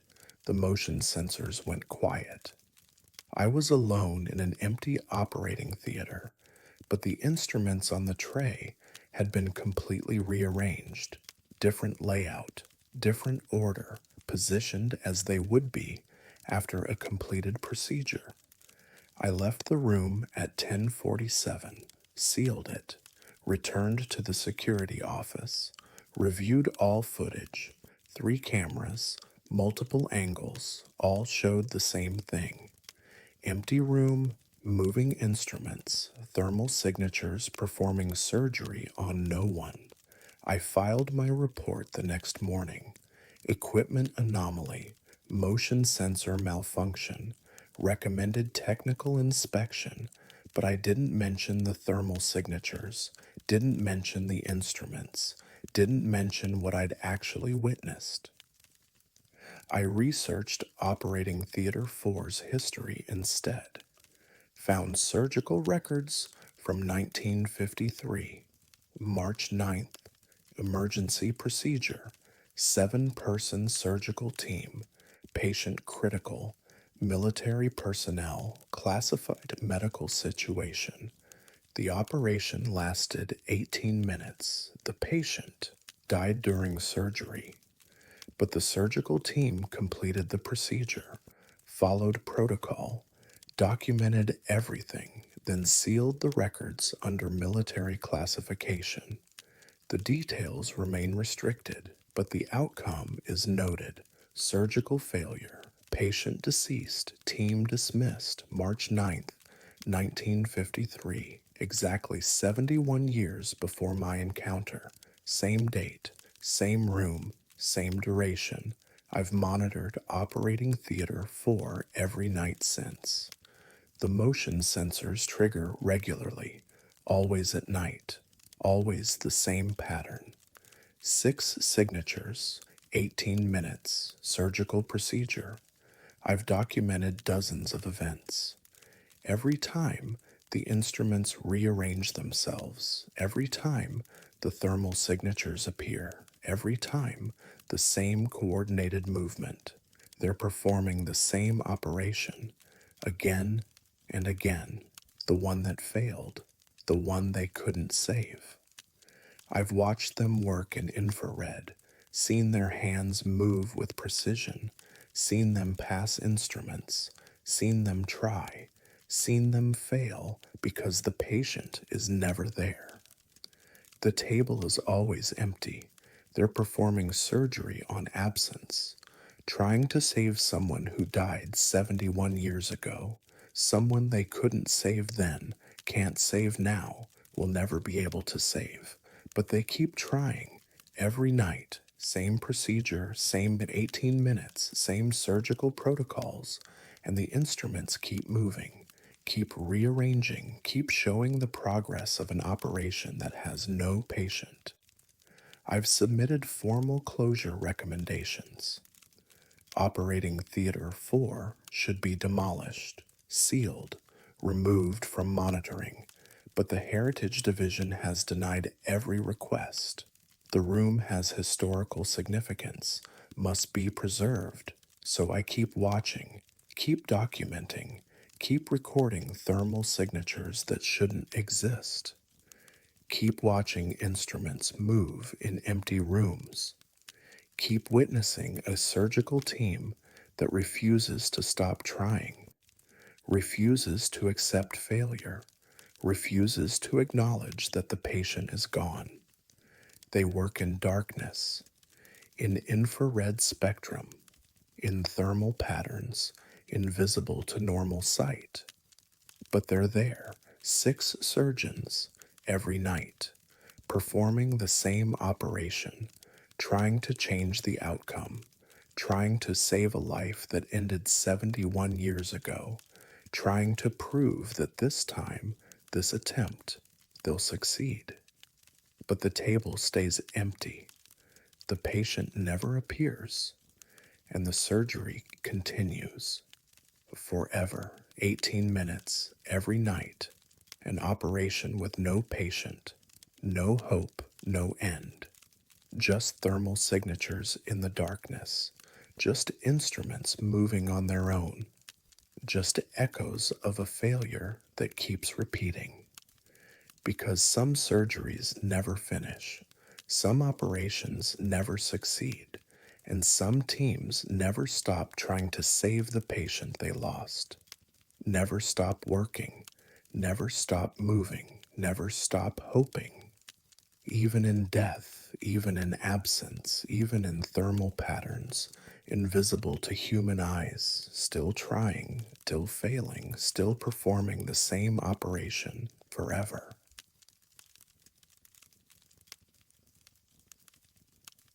I never reported what happened that night, but I can still feel it on my neck. My name is Catherine Wells, and I have worked as a paranormal investigator and historical researcher for 17 years. I specialize in documenting unexplained phenomena in abandoned medical facilities across New York State. In November of 2024, I received permission to conduct overnight investigation at Rolling Hills Asylum in East Bethany. The facility operated from 1827 to 1974, serving as a poorhouse, infirmary, and later a nursing home. I arrived on November 9th at 6 in the evening, solo investigation. I prefer working alone. Groups create contamination, noise, interference. I needed clean data. The building was massive, 3 stories, multiple wings, hundreds of rooms. I focused on the medical wing, specifically operating room 4 on the second floor. Staff reports indicated unusual activity there, cold spots, unexplained sounds, equipment malfunction. I entered operating room 4 at 7:30, set up my equipment methodically, EMF detectors, digital thermometers, audio recorders, infrared cameras.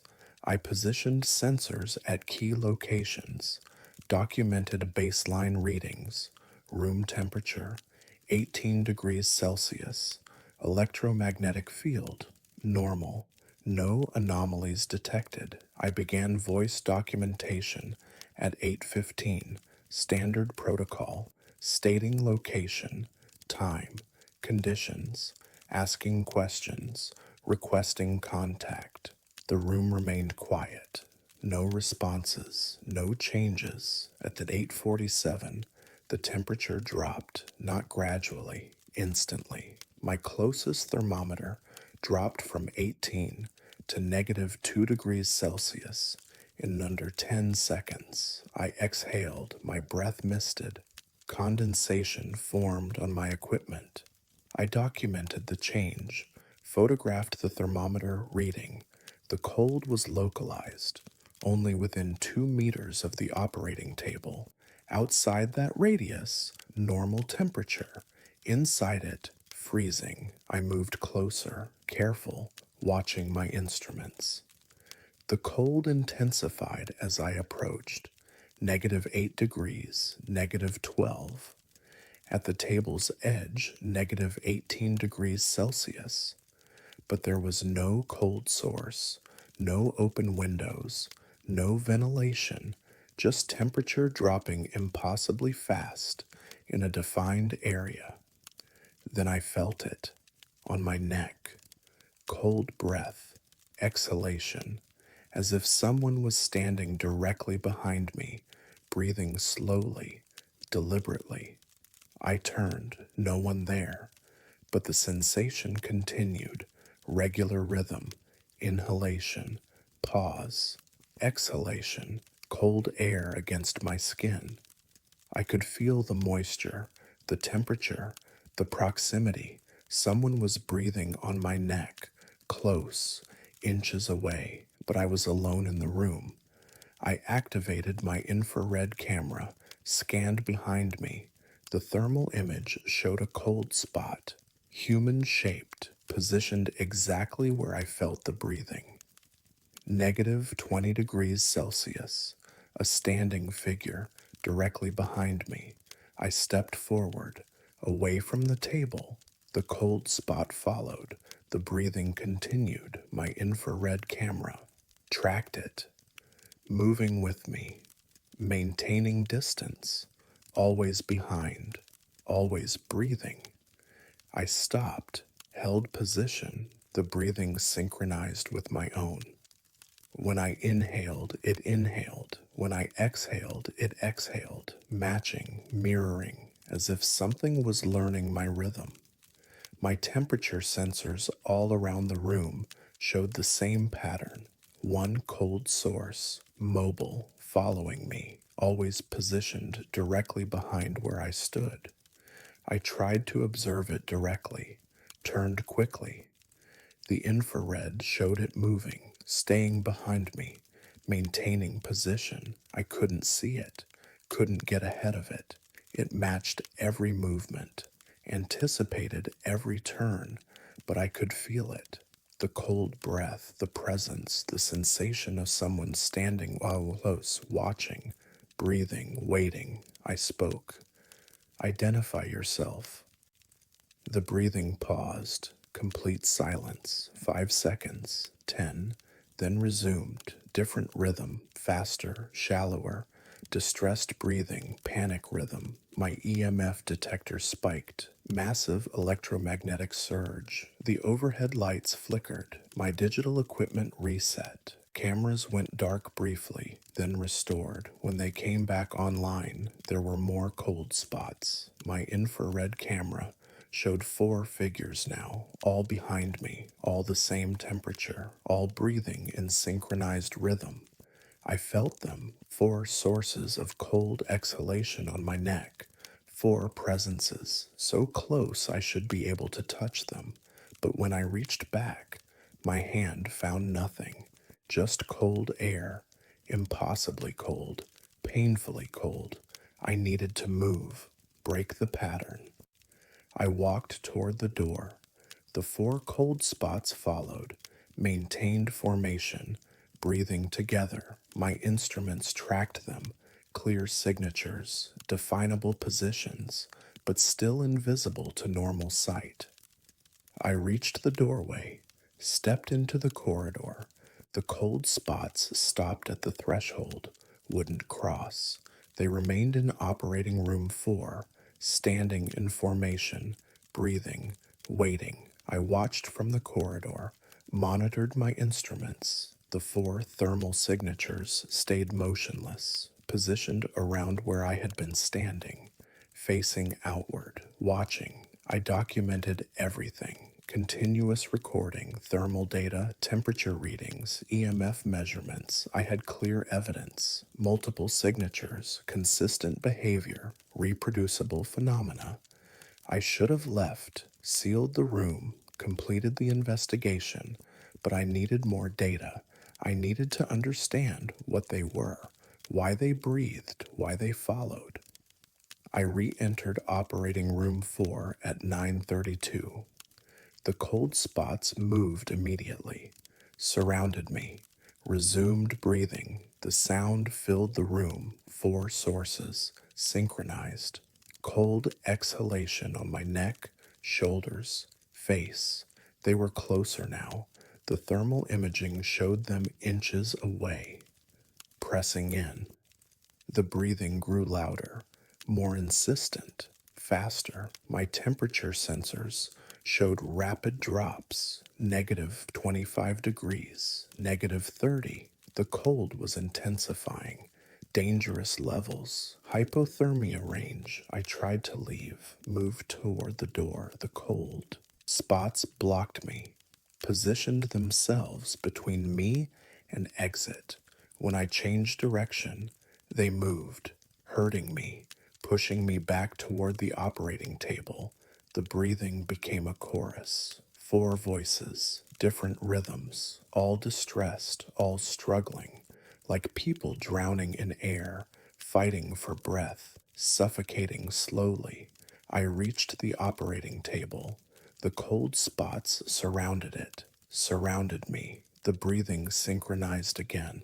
Slow, labored, death rhythm, final breaths, then silence, complete, absolute.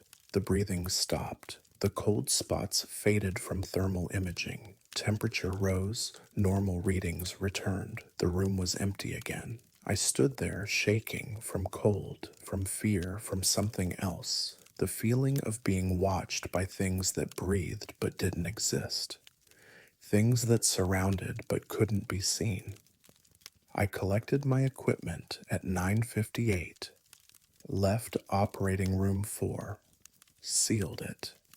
I haven't returned, but I've analyzed my data extensively, reviewed every recording, every thermal image, every temperature reading, and I've found patterns. The 4 cold spots weren't random. They were specific. I've matched their thermal signatures to historical records, patient files from rolling hills. 4 individuals all died in operating room 4, all died from respiratory failure, all died within 6 months of each other in 1947, tuberculosis, advanced stage, respiratory collapse. They died struggling to breathe, fighting for air, drowning in their own lungs.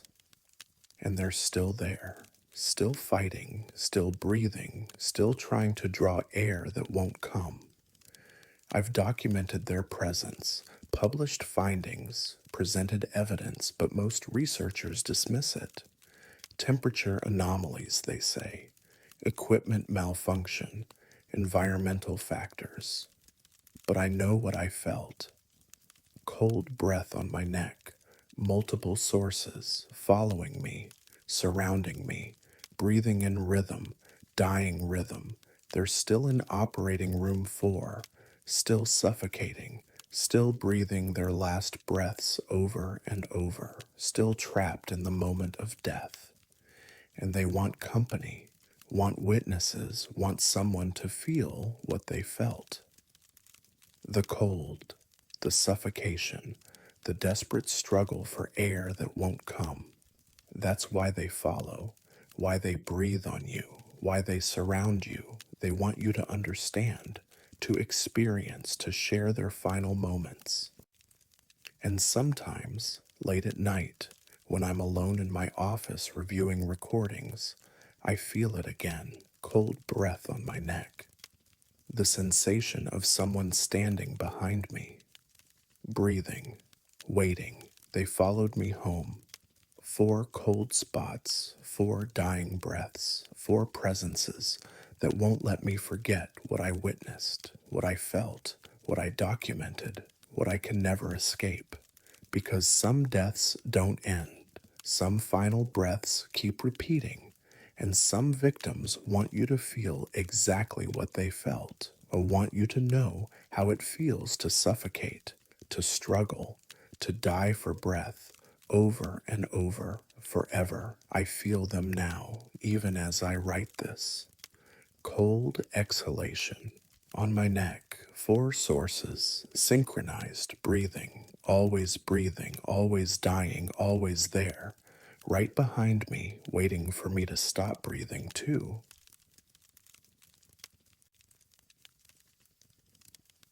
If you ever work nights here, don't look directly at what's dripping.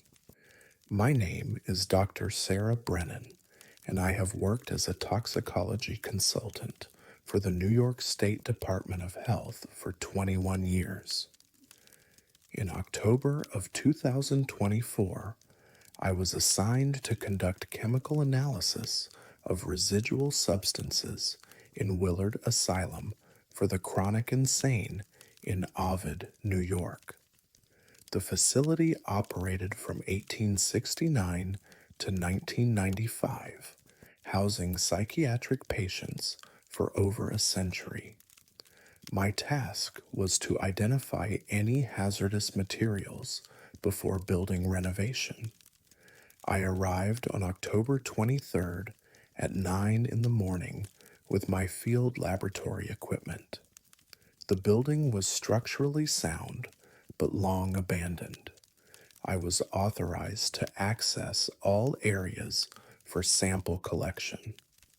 I worked systematically through the first floor, collected samples from walls, floors, fixtures, standard chemical screening, lead paint, asbestos, mercury compounds. By afternoon, I had moved to the medical wing. Operating room 6 was on the second floor, east corridor. I entered at 3:45. Standard layout, operating table in center, equipment cabinets, overhead lighting, and in the corner an IV stand with a bag still attached. The bag was full, clear fluid, slowly dripping into a drainage pan positioned beneath. One drop every 3 seconds. Regular, consistent. I stopped and stared. The building had been sealed for 29 years. IV bags don't last that long. Plastic degrades, fluid evaporates. But this bag was full, active, dripping. I approached carefully, examined the setup. The IV bag was old, 1960s era based on the manufacturer marking, but the plastic showed no degradation, no yellowing, no brittleness. It looked recently hung. I watched the drip. Regular rhythm, clear fluid. I positioned a collection container beneath the drainage pan, needed samples, chemical analysis. I reached for the IV bag. The moment my hand touched it, the dripping stopped. Complete cessation. I pulled my hand back. The dripping resumed. Same rhythm. One drop every 3 seconds. I tested this multiple times. Touch the bag. Dripping stops. Release it. Dripping resumes. The bag was responding to contact, to presence. It shouldn't have been possible. I collected a sample from the drainage pan. Clear fluid, no odor. I ran a field test. The results made no sense. Formaldehyde, methanol, glycerol, phenol, embalming fluid, not medical saline, not any medication, embalming compounds, used for preserving bodies, not for living patients. I checked the IV bag label, faded but readable. Patient designation, W1147. Date, March 1952. Contents, preservation solution. Experimental protocol, preservation solution. They had been infusing patients with embalming fluid while alive. Experimental preservation, trying to stop decay before death. I photographed everything, documented the setup, collected multiple samples. The bag should have been empty decades ago, should have. Evaporated, degraded, disappeared, but it was full, still dripping, still active after 72 years. I left the room at 4:30 to process my samples in the field laboratory. I needed comprehensive analysis, needed to understand what was in that bag, why it still functioned. I returned at 7 that evening, brought additional equipment, spectrometer, mass analyzer. I needed detailed chemical composition. I entered operating room 6. The IV bag was still dripping, same rhythm, but the drainage pan was empty, completely empty. I had watched fluid collect there for over an hour, measured accumulation rate. There should have been at least 200 milliliters in that pan. It was dry, not a drop present. I positioned my collection container directly under the drip point.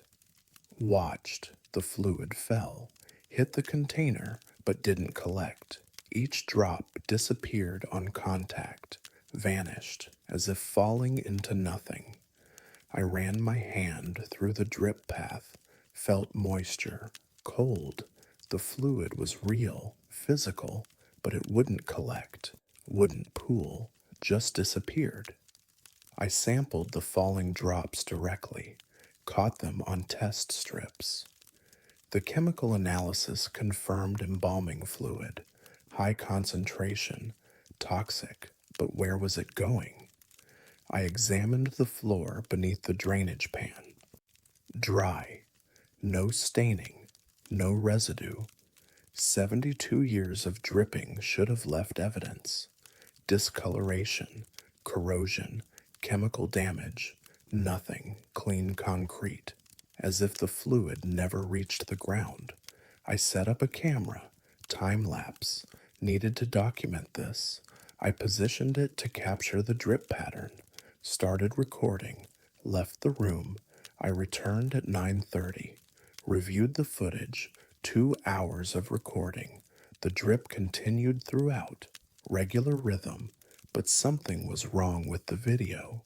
The drops weren't falling straight down, they curved, deviated from vertical, as if being pulled sideways by something, and they disappeared before reaching the pan, vanished in midair, approximately 15 centimeters above the container. I played the footage frame by frame. At the point of disappearance, there was a distortion, a shimmer, like heat haze, and in that shimmer, barely visible, a shape, human shaped, lying horizontally in the air, mouth open. The drops were falling into the mouth, being consumed, absorbed. I reversed the footage, watched again. The shape was clearer in certain frames. A body, suspended, invisible except for the distortion around it. The IV drip was feeding it, had been feeding it for 72 years. I left operating room 6, sealed the door. This exceeded my authorization, exceeded my expertise. I needed to report this, needed specialists, but I couldn't stop analyzing. I processed my samples through the night. The embalming fluid contained something else. Organic compounds I couldn't identify. Proteins, enzymes, cellular material, and the material was active, living, growing in the sample container, multiplying. The fluid wasn't just embalming compound. It was the culture medium, supporting something, feeding something. I returned to operating room 6 the next morning. October 24th, 10:15. I needed more samples, needed to understand what was being fed. The IV bag was larger, visibly larger, fuller than the previous day, as if it had been refilled, but there was no one there, no access. The room had been sealed, the drip continued, same rhythm, but faster now, 1 drop every 2 seconds. Increased flow rate. I set up my spectrometer, aimed it at the drip point, needed to analyze the invisible shape, needed to see what was consuming the fluid. The spectrometer showed density, mass, a physical object suspended in the air, human-sized, human-shaped, and it was moving, breathing. The chest rose and fell, slow, mechanical, like someone in deep sedation. I watched for 30 minutes. The invisible body breathed. The IV dripped. The fluid disappeared and into the open mouth, a feeding tube, an endless transfusion, sustaining something that shouldn't exist. I tried to touch it, reached toward the distortion. My hand found resistance. Cold, solid, flesh texture, but invisible. I could feel it, shape it with my touch, but couldn't see it. I pulled back. The breathing continued. The drip continued, feeding, preserving, sustaining. I found the patient file. W1147, admitted March 1952, diagnosis, terminal schizophrenia, treatment, experimental preservation therapy, goal, suspend biological processes, prevent death through chemical intervention. The file listed daily infusions, embalming compounds, cellular suspensions, experimental protocols for 6 months. Then the entries stopped. July 1952, final note. Patient achieved preservation state. Biological functions suspended. Experiment successful. No discharge date. No death certificate. No conclusion. Just success. Preservation achieved. And 72 years later, the IV still dripped. The patient still breathed. Still existed in suspension, neither alive nor dead. Preserved, invisible, fed by fluid that never emptied. I sealed Operating Room 6 permanently, filed hazardous material reports, recommended the room never be opened. The building renovation was canceled. Too dangerous, they said. Too contaminated. But I know the truth. Patient W1147 is still there, still breathing, still being fed, still preserved in that impossible state between life and death. The IV bag never empties, the drip never stops, and the invisible body never dies, never wakes, never ends, just exists, suspended, breathing, fed by 72 years of continuous transfusion, sustained by embalming fluid that should have killed decades ago, but instead preserved something that refuses to be called alive or dead. I think about it often, wonder if they're conscious, if they feel the drip, if they know they've been breathing in darkness for 7 decades, if they want it to stop. But the drip continues, the bag refills, and the preservation never ends. Some experiments don't conclude, some treatments don't finish, and some patients never get to die. They just drip forever.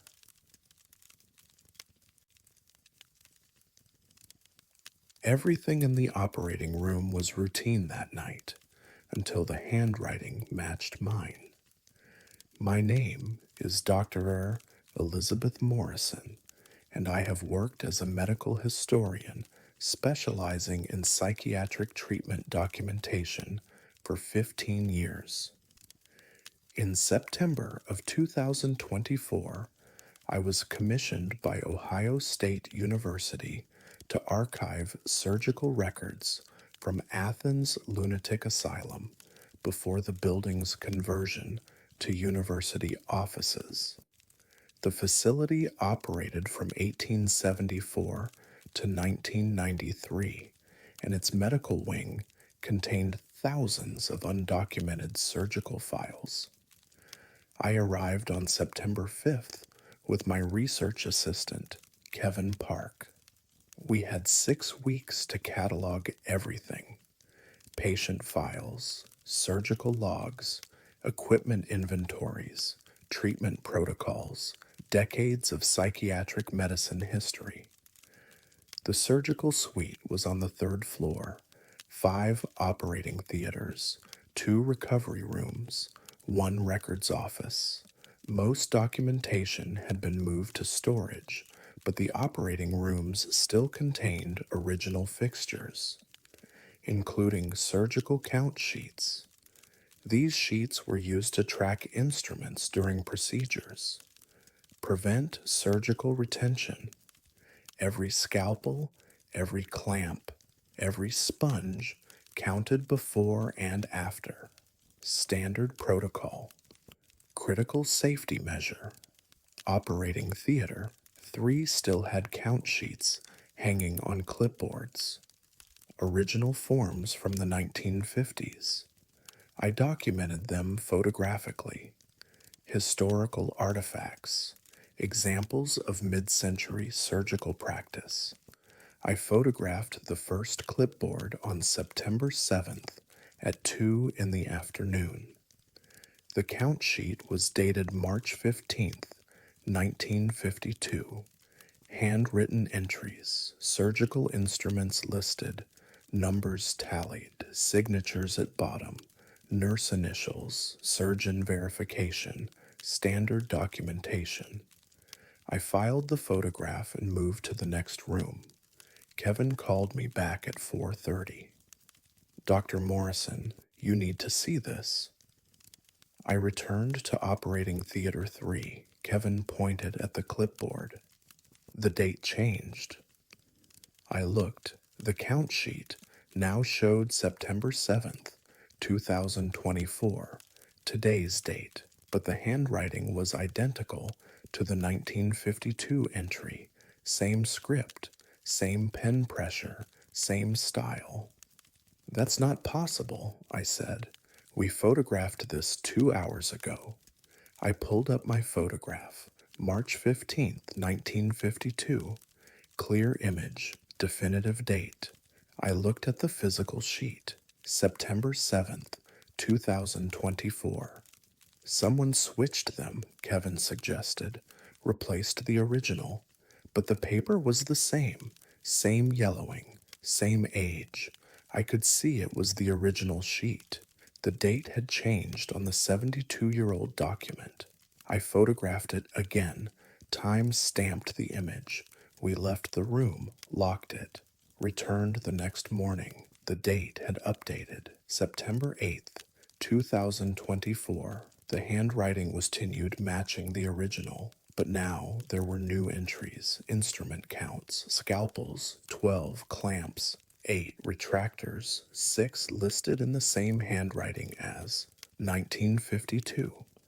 But documenting today's date, no surgery had occurred. The room was empty, unused, but someone was filling out surgical count sheets.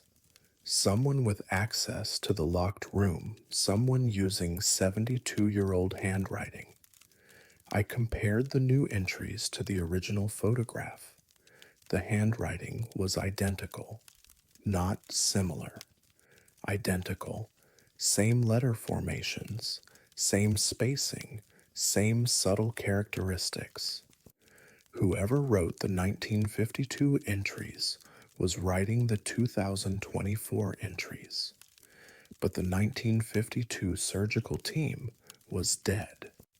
All of them. I had verified this during preliminary research. Nurse deceased 1987, surgeon deceased 2001.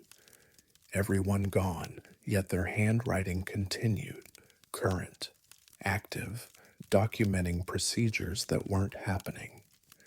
I set up surveillance, camera aimed at the clipboard, motion activated, infrared capable. If someone was entering the room, I would capture it. I reviewed footage the next morning, September 9th. No one entered operating theater 3, but the count sheet had updated, September 9th, 2024. New instrument tallies, new entries, and something else. Procedure notes, emergency appendectomy, patient, EM, status, critical, EM. My initials, Elizabeth Morrison. I read further. The notes described a surgical emergency, acute appendicitis, perforated, septic, requiring immediate intervention. Patient details matched my age, height, weight, everything accurate. But I wasn't sick, wasn't having surgery, wasn't even a patient. Kevin reviewed the footage with me. The camera showed the clipboard clearly. At 2:37 in the morning, the sheet began changing. No hand visible, no person present. Just writing appearing, letters forming, words completing, as if an invisible pen was filling out the form. The handwriting flowed naturally, paused at appropriate points, crossed T's and dotted I's. Human writing rhythm, but no human present. We watched the entire sequence, 6 minutes of invisible documentation. The procedure notes appeared line by line, describing an emergency surgery, describing me as the patient. This is targeted, I said. Someone knows I'm researching here, knows my initials. But the specificity bothered me. My exact height, my exact weight, details not publicly available, details someone would only know through medical records. I checked my health status, called my physician, requested immediate examination, blood work, imaging, everything. Results came back September 10th. Acute appendicitis, early stage, not emergency yet, but developing, requiring monitoring, possible surgery within days.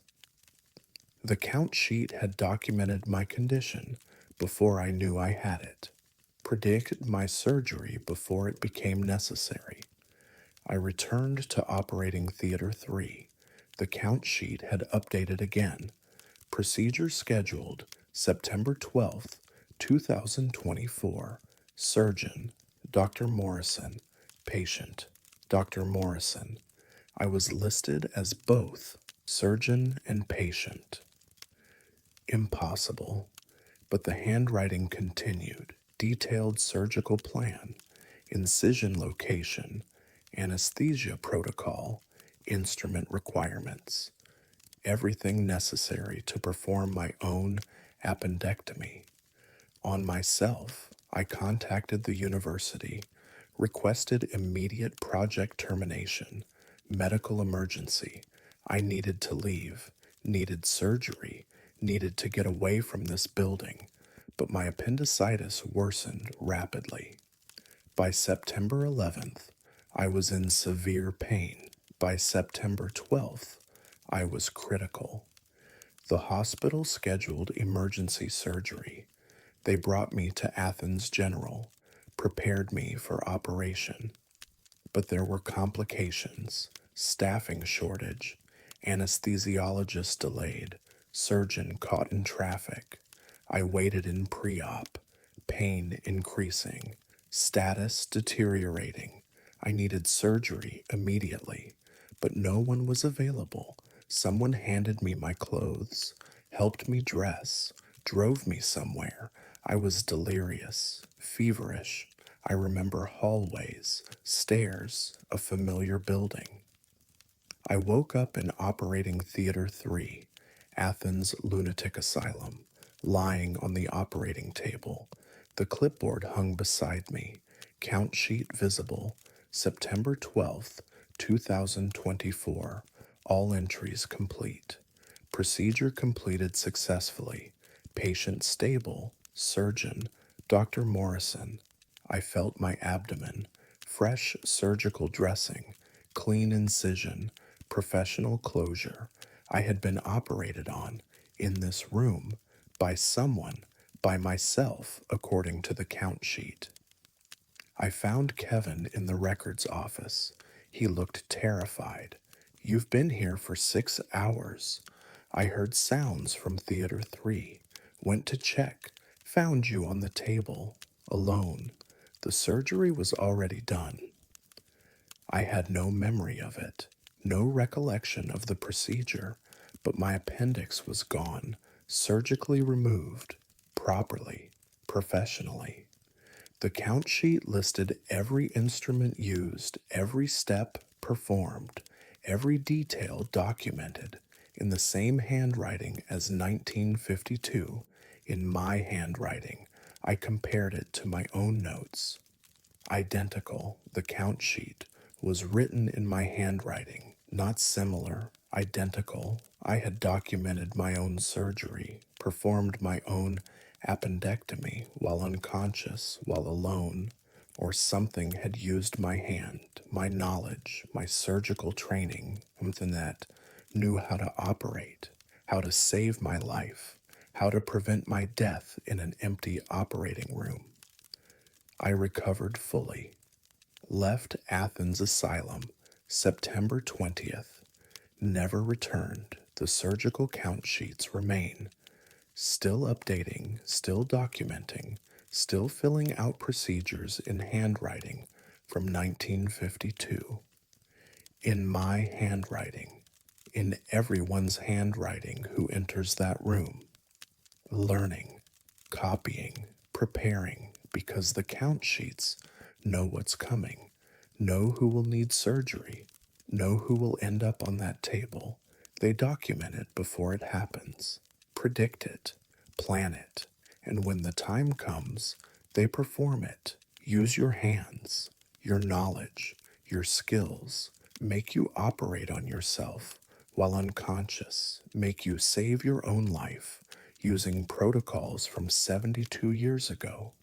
I still have the count sheet. Took it with me. Evidence, proof.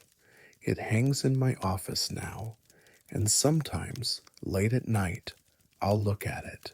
The date updates, current, today's date, and new entries appear. More procedures, more patients, more names, names of people I know, colleagues, students, friends, all documented, all scheduled, all waiting for the day they'll wake up on that operating table, all waiting for the count sheet to use their hands.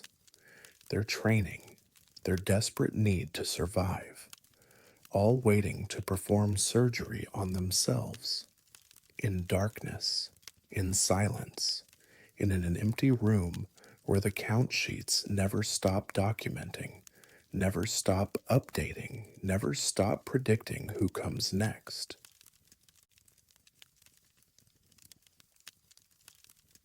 I didn't believe in the dead returning until I developed their photograph. My name is Robert Hayes, and I have worked as an architectural photographer specializing in heritage documentation for 18 years. In August of 2024, I was contracted by the National Trust to photograph West Park Asylum in Surrey, England, before its final demolition phase. The facility operated from 1819 to 1996 as a psychiatric hospital, and portions of the surgical wing required comprehensive visual documentation. I arrived on August 7th at 9 in the morning. Solo assignment. 5 days to photograph the entire medical complex. I prefer working alone. Better control over lighting, better focus on architectural details. The operating theater was on the second floor. Victorian design, high ceilings, large windows for natural light. And something unusual, a viewing gallery, elevated platform overlooking the surgical floor, positioned so observers could watch procedures without contaminating the sterile field. Medical students, I assumed. Training purposes, common in teaching hospitals. I photographed it from multiple angles. The gallery had 7 seats. Original wooden chairs, still positioned facing the operating table below. I set up my camera on the surgical floor. Wide angle lens, needed to capture the full room including the gallery. Positioned my lights, adjusted exposure, standard architectural documentation. I took the first photograph at 10:23, downloaded it immediately, checked composition, everything looked correct. Clean architectural lines, good lighting, gallery visible in the upper portion of frame. I moved to a different position, took another shot, different angle, same room, downloaded and reviewed. Something was wrong. I zoomed in on the gallery section of the image. The chairs weren't empty. There were people sitting in them, 7 figures, visible in the photograph, but not present in the room. I looked up at the actual gallery. Empty. definitely empty. I could see the chairs clearly. No one there. I looked at my photograph.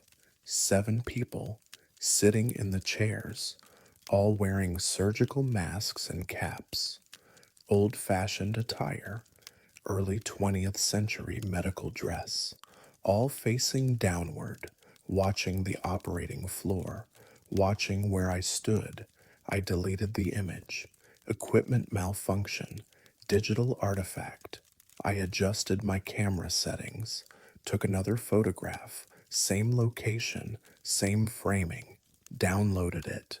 The 7 figures were still there, same positions, same attire, but now their heads had turned, all looking directly at the camera. At me. I stopped shooting, reviewed my equipment, camera functioning normally. No technical issues, no explanation for phantom figures appearing in images.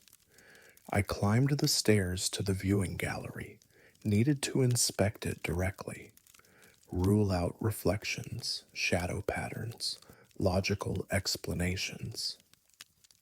The gallery was small, 7 chairs arranged in a semicircle, old wood, worn, upholstery, everything dusty, undisturbed, but positioned where someone sitting would have a perfect view of the operating table below. I photographed the chairs from the gallery level, close up shots, detail work, downloaded the images, empty chairs, no figures, no anomalies. The photographs showed exactly what I saw. Empty seats. I returned to the surgical floor, set up my camera in the same position as before, aimed at the gallery, took another shot. 7 figures, all seated, all watching me, and this time one of them was pointing, arm extended, finger aimed directly at me, at the camera. I documented this methodically. Multiple shots, different exposures, different angles. Every photograph showed the same 7 observers. Every photograph showed them watching, pointing, paying attention to me. But when I looked at the gallery with my eyes, nothing, just empty chairs. I left the operating theater at noon, needed to process this, needed to understand what my camera was capturing that my eyes couldn't see. I researched the viewing gallery that evening, found historical records from West Park. The gallery was installed in 1894, used for medical education. Students observed surgical procedures, learned techniques, studied anatomy, and I found something else, an incident. February 1908. During a surgical demonstration, 7 medical students in the viewing gallery contracted meningitis. All 7 died within 1 week. Investigation concluded airborne transmission. The gallery was sealed after that. Never used again. 7 students, 7 chairs, 7 figures in my photographs. I returned to the operating theater the next morning. August 8th, needed more documentation, needed to verify the pattern. I positioned my camera, same setup, aimed at the gallery, but this time I spoke. If you're there, give me a sign. I took a photograph, downloaded it. The 7 figures were standing now, all risen from their chairs, all leaning forward over the gallery railing, all watching intently. One was holding something, a notebook, opened, pages visible. I zoomed in on the image. The notebook showed writing, medical notes, anatomical sketches, surgical procedures, documentation.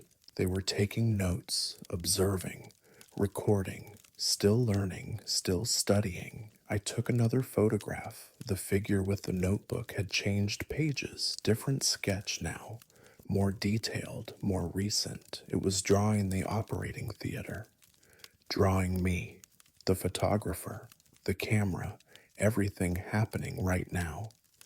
They were documenting me while I documented them. I spent 3 days in that operating theater, took hundreds of photographs. Every image showed the 7 observers. Every image showed them engaged, active, watching everything I did. They changed positions, shifted seats, leaned closer, pointed at different features, discussed things I couldn't hear, took notes I couldn't read. They were present in a way my eyes couldn't detect, but my camera captured perfectly. On the final day, August 10th, I set up my camera for one last comprehensive shot. Full room documentation, everything in frame. I wanted the complete picture. I set a 10-second timer, positioned myself in the shot, architectural scale reference, standard practice. I stood beside the operating table and waited for the shutter. The camera fired. I downloaded the image, and I saw what they had been waiting for. I was on the operating table, not standing beside it, lying on it, positioned as a patient. And the 7 observers in the gallery were all leaning forward, all watching, all taking notes. But I had been standing. I knew I had been standing. The image showed me lying down, showed me as a subject, as a demonstration. I looked at the sequence of images from the previous days, traced the progression. The observers had been gradually changing focus, initially watching the room, then watching me specifically, then documenting me, isolating me, and now, in the final image, observing me as a patient. I left West Park Asylum that afternoon, submitted my documentation, complete architectural survey, but I removed the images showing the observers, kept them private, evidence I couldn't explain. But the images won't leave me alone. I review them constantly, study the 7 figures, try to understand what they're documenting, what they're learning, what they saw in me. And I've noticed something. The notebook, the one they're writing in, the pages keep changing, even in saved images, even in archived files. The content updates, more sketches, more notes, more detailed observations. They're still documenting, still recording, still studying, and the latest entry, visible in the most recent version of the final photograph, shows something new. A date, August 10th, 2024. My name, Robert Hayes, and below that, a medical diagram, anatomical sketch, surgical procedure, heart surgery, detailed, precise, professional. I've had no heart problems, no symptoms, no diagnosis, but the sketch is there, documented by 7 observers who died in 1908, predicted by medical students who observe from beyond death. I've scheduled a cardiac examination, comprehensive screening. The doctors say it's precautionary, probably nothing, but I know what the observers saw, what they documented, what they're waiting to witness, because they're still watching, still learning, still taking notes, and their gallery has perfect visibility, perfect position to observe everything that happens on that operating table, everything that will happen, everything they've already documented in their notebooks, everything they've been waiting 116 years to see demonstrated. And I'm the demonstration. The subject, the patient they've been watching, the procedure they've been waiting to observe. I can feel them watching even now. 7 observers in a gallery that no longer exists. 7 students taking notes on a procedure that hasn't happened yet. 7 witnesses documenting my future in photographs I've already taken. Still pointing, still sketching, still waiting for me to lie down on that table. To complete the demonstration, to finish the lesson, to let them finally see what they came to observe, what they died waiting to learn, what they'll watch from their perfect viewing position, what my camera captured before my body knows it needs it. They're still there, in every photograph, in every image, in every frame. 7 observers who never left their gallery, who never stopped learning, who never finished taking notes, still watching, still documenting, still waiting for the procedure to begin.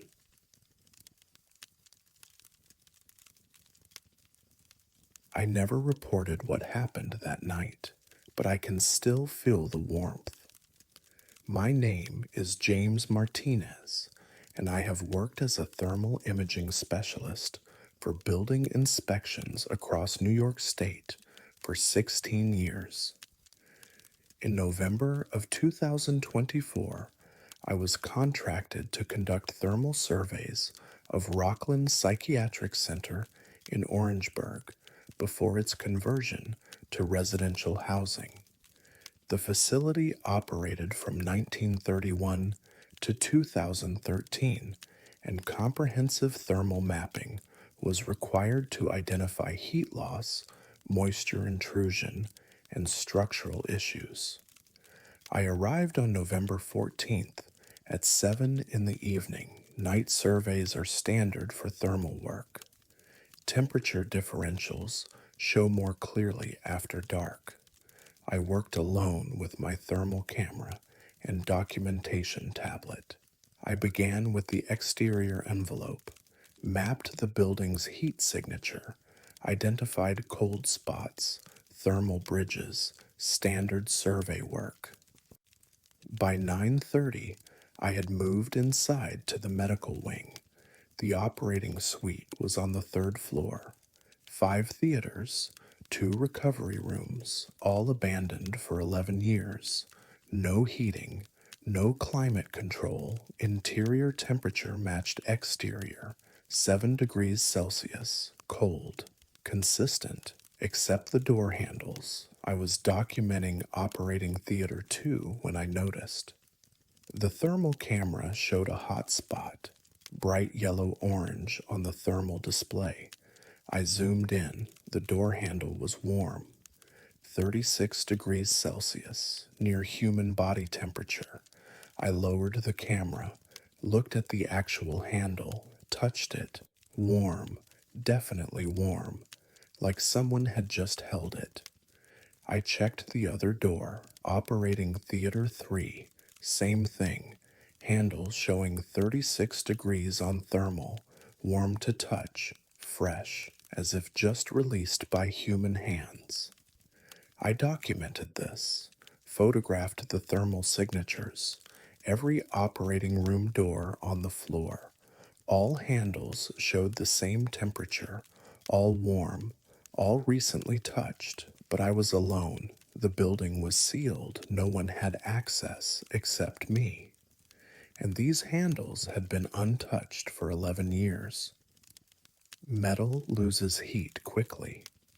Even if someone had touched them an hour ago, they should have cooled to ambient temperature, but they remained body warm, maintained, active. I set up continuous thermal monitoring, aimed my camera at one door handle, recorded, watched.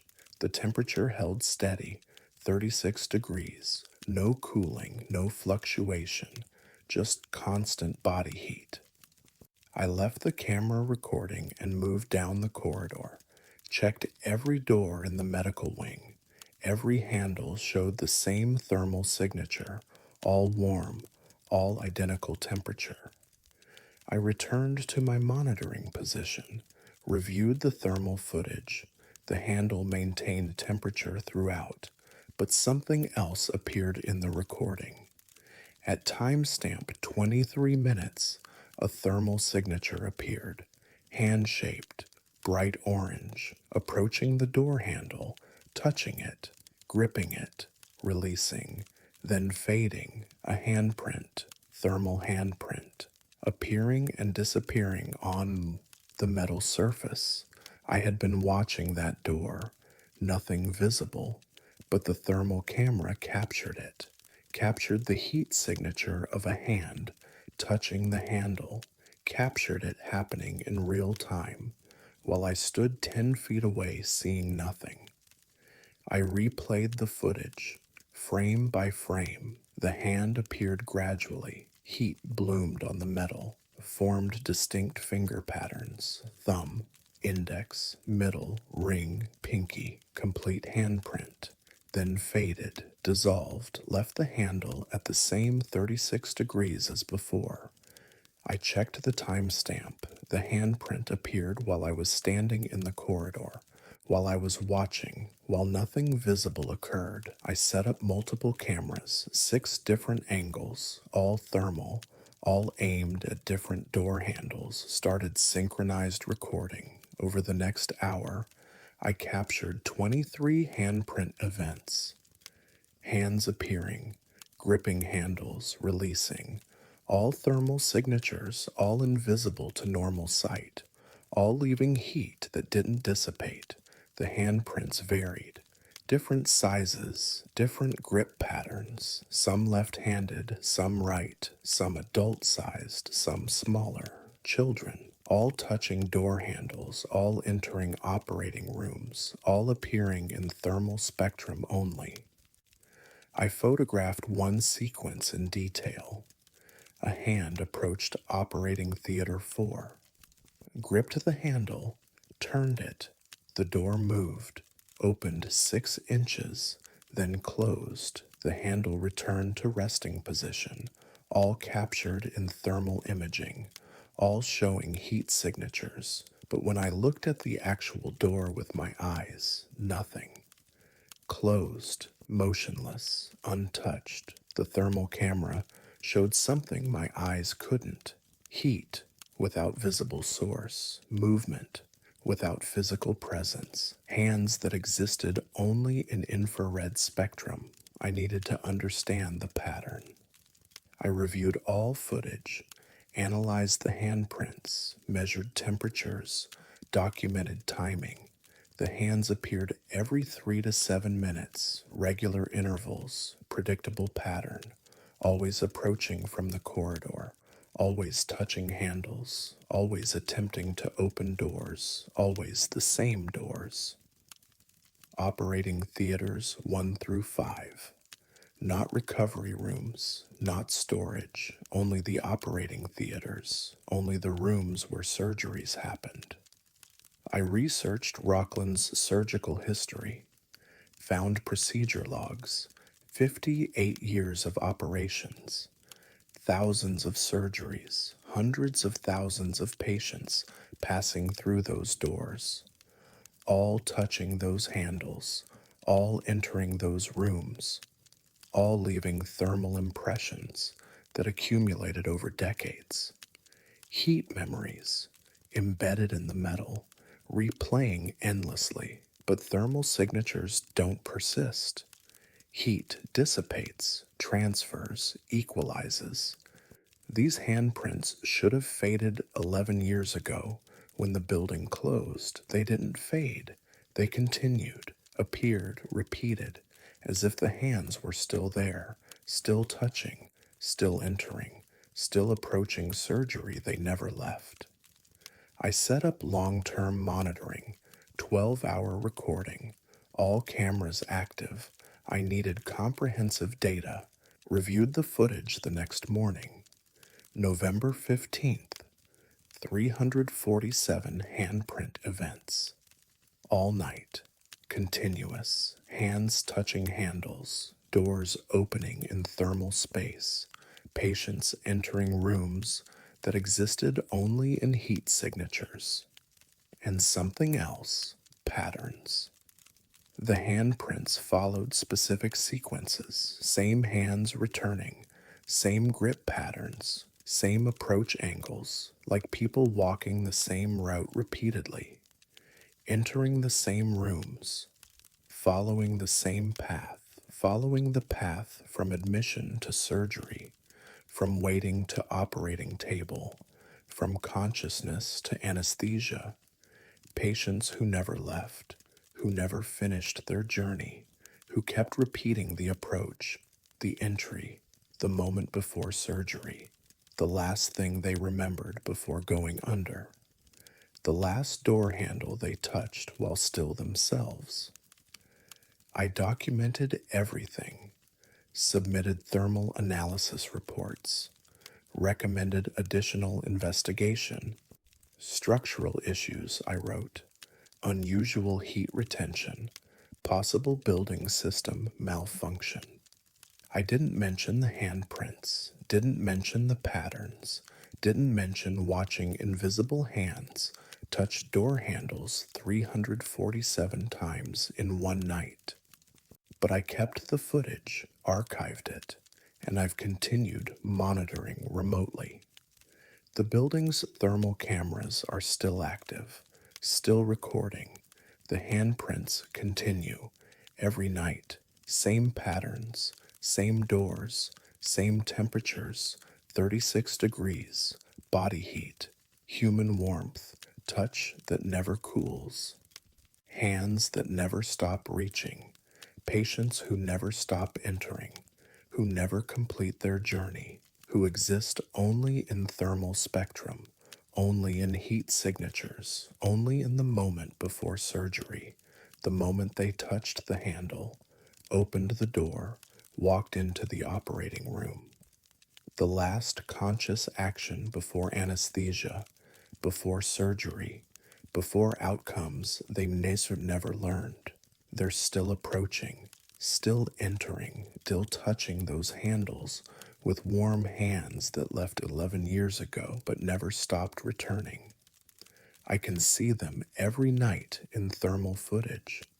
Hundreds of handprints, overlapping, repeating, building heat that shouldn't exist, maintaining temperature that shouldn't persist.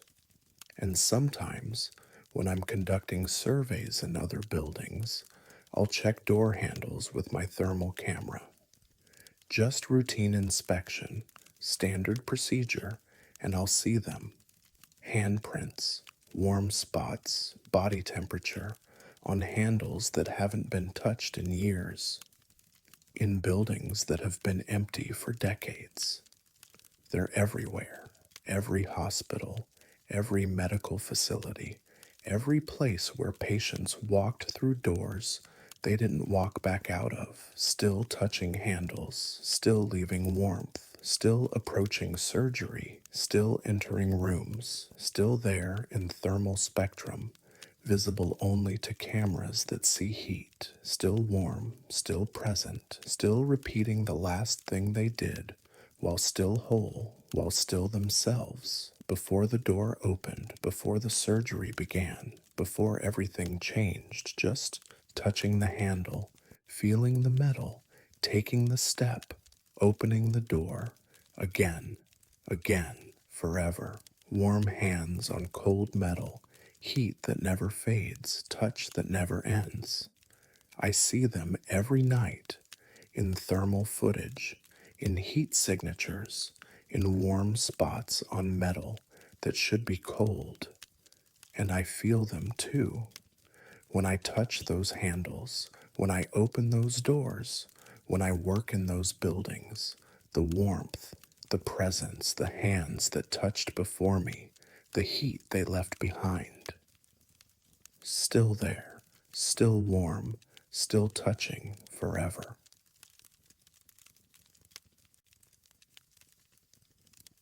There's a room in this hospital we're never supposed to open. I know why. My name is Dr. Victoria Chang, and I have worked as a structural engineer specializing in historic building preservation for 19 years. In October of 2024, I was contracted to assess Taunton State Hospital in Massachusetts before partial demolition. The facility operated from 1854 to 1975 as a psychiatric hospital, and structural integrity surveys were required before any renovation could proceed. I arrived on October 16th at 8 in the morning with my survey equipment, laser measuring tools, vibration sensors, structural analysis software, standard engineering assessment. I was authorized to access all buildings scheduled for demolition phase. The surgical wing was on my second day of surveys. October 17th, three-story brick structure, original construction from 1892.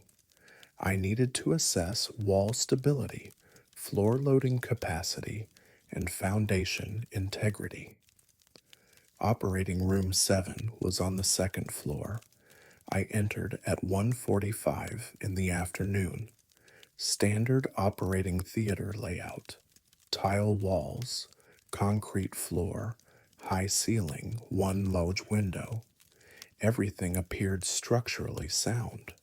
I set up my laser measuring system, needed precise wall dimensions, deflection measurements. I aimed the laser at the east wall, activated continuous measurement mode. The wall was moving, expanding, contracting, regular rhythm, slow, measurable. The laser detected wall displacement of 3 millimeters, outward expansion, then return to baseline, then expansion again. I checked my equipment, functioning normally, no calibration errors. The wall was genuinely moving, breathing, rhythmic movement, like lungs expanding with inhalation. I timed the cycles, 18 breaths per minute, human respiratory rate, normal resting breathing, but walls don't breathe. Structures don't expand and contract in respiratory patterns. I repositioned my laser, measured different wall sections. Same result. All walls in operating room 7 showed identical movement, synchronized breathing, all expanding outward together, all contracting together, all maintaining 18 breaths per minute. I set up vibration sensors, attached them to wall surfaces. These sensors detect structural movement, settlement, seismic activity, any physical displacement. The sensors confirmed it: rhythmic vibration, regular intervals, consistent amplitude. The walls were physically moving, not settling, not shifting, breathing. I needed to understand the mechanism. What could cause this? I examined the wall construction, original plaster over brick. No visible cracks, no structural damage, everything intact, but moving, expanding 3 millimeters with each breath cycle. I placed my hand against the wall, felt the movement, subtle, gentle, like feeling someone's chest rise and fall. The wall was warm, body temperature, not cold brick, not ambient, warm, living, warmth. I pulled my hand back. The wall continued breathing. I pressed my ear against it, listened, and I heard something. Inside the wall, deep, muffled, a heartbeat, rhythmic, regular, beating in time with the breathing, 60 beats per minute, human heart rate, synchronized with the respiratory pattern. The wall wasn't just moving, it was alive, functioning, breathing, and beating like a living organism. I stepped back, documented everything: laser measurements, vibration data, temperature readings, acoustic recordings. The wall exhibited every characteristic of living tissue: respiration, circulation, thermal regulation. But it was brick and plaster, inorganic material, over a century old. It couldn't be alive, couldn't breathe, couldn't have a heartbeat. I left operating room 7 at 3:30. needed to analyze data, needed to verify measurements. This exceeded structural engineering. This was something else entirely. I researched the room's history that evening, found surgical records. Operating Room 7 was used extensively from 1892 through 1968. Thousands of procedures, high volume surgical theater, and I found incident reports, multiple events, patients dying during surgery, respiratory failure, cardiac arrest, deaths that occurred in that specific room. Over 70 documented surgical deaths, all in Operating Room 7, 70 patients who stopped breathing, stopped beating, stopped living in that space. I returned the next morning, October 18th, brought medical equipment, stethoscope, pulse oximeter, heart rate monitor. If the wall was alive, I needed medical verification. I entered Operating Room 7 at 9:15. The walls were still breathing, still moving. I placed my stethoscope against the east wall, listened carefully. Clear respiratory sounds, air moving, lungs expanding, bronchial sounds, alveolar exchange, medical grade breathing, not mechanical, not structural, biological. I moved the stethoscope. Different position. The sounds changed, different lung region, different respiratory pattern, like listening to different areas of a chest. Each section had distinct acoustic signatures, and between breaths, I heard voices, whispers, dozens of them, overlapping, speaking, breathing, existing inside the wall structure. I couldn't understand words, just sounds, human sounds, respiratory sounds, living sounds, trapped inside brick and plaster, breathing together, hearts beating together, existing together in the wall. 70 surgical deaths, 70 patients who stopped breathing, all absorbed into the room where they died, all continuing to breathe within the walls, all synchronized, all alive in a way that shouldn't exist. I placed heart rate monitors against multiple wall sections. All detected heartbeats. All showed 60 beats per minute. All synchronized. But each monitor picked up slightly different waveforms, different cardiac rhythms, different hearts, all beating together. 70 hearts, 70 respiratory systems, 70 lives, all merged into the wall structure, all breathing as one, all beating as one, all alive together in impossible biology. I spent 3 days in that room, documenting, measuring, listening. The walls never stopped breathing, never stopped beating, never stopped being alive. And I noticed something else. The breathing responded to presence. When I entered the room, the rate increased, 20 breaths per minute. When I approached the walls, 22 breaths. When I touched them, 25. Excited breathing, aware breathing. They knew I was there. They responded to me, to presence, to contact, like they were trying to communicate, trying to show they were still there, still breathing, still alive inside the walls. I placed my hand against the wall on my final day, October 20th, spoke to it. Can you hear me? The breathing changed, rapid, excited, 30 breaths per minute. The heartbeats accelerated, 80 beats per minute. Tachycardia, elevated response. They heard me. They responded. I felt movement under my hand, not just breathing, something else, pressure, pushing outward, like hands pressing from inside, multiple hands, many hands, all pushing, all trying to reach through. I pulled away. The breathing slowed, returned to baseline. 18 breaths per minute, calm, resting, but the impression remained. handprints visible in the plaster, dozens of them, small indentations, fingerprints, palm prints, pressed from inside, trying to emerge. I submitted my structural report. Operating Room 7 unsafe for occupancy. Recommend complete isolation. Do not demolish.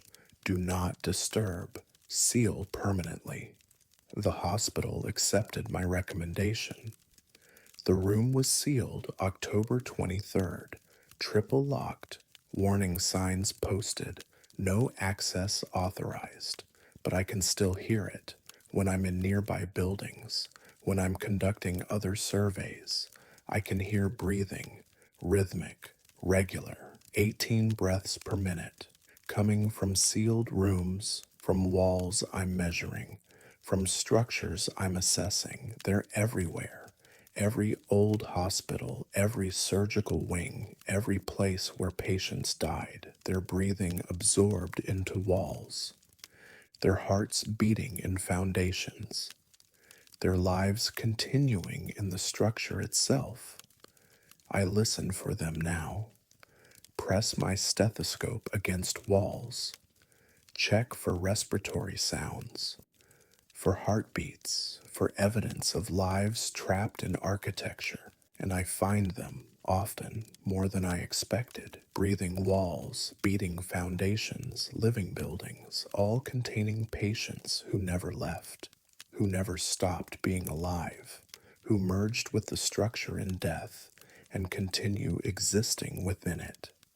70 hearts in one wall, hundreds in one building, thousands across all hospitals, all breathing together, all beating together, all alive in ways that violate every law of biology, but exist nonetheless. I carry my stethoscope everywhere now. Listen to walls, monitor buildings, document the breathing, the beating, the impossible life that continues in spaces where death occurred, and sometimes the walls push back, press outward, show handprints, show fingerprints, show evidence of people trying to emerge, trying to break through, trying to be more than whispers and heartbeats and synchronized breathing, trying to be seen, to be heard, to be acknowledged as still alive, still present, still breathing, still there, inside the walls, forever breathing, forever beating, forever alive in the structure that absorbed them, that contains them, that became their body when their bodies failed, still there, in every wall, in every old operating room, in every hospital where death occurred, still breathing, 18 breaths per minute, 60 beats per minute, still alive, still together,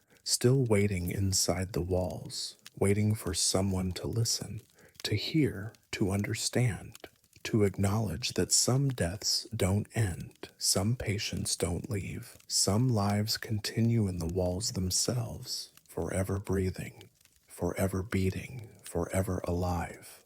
Listen carefully, you can hear them too.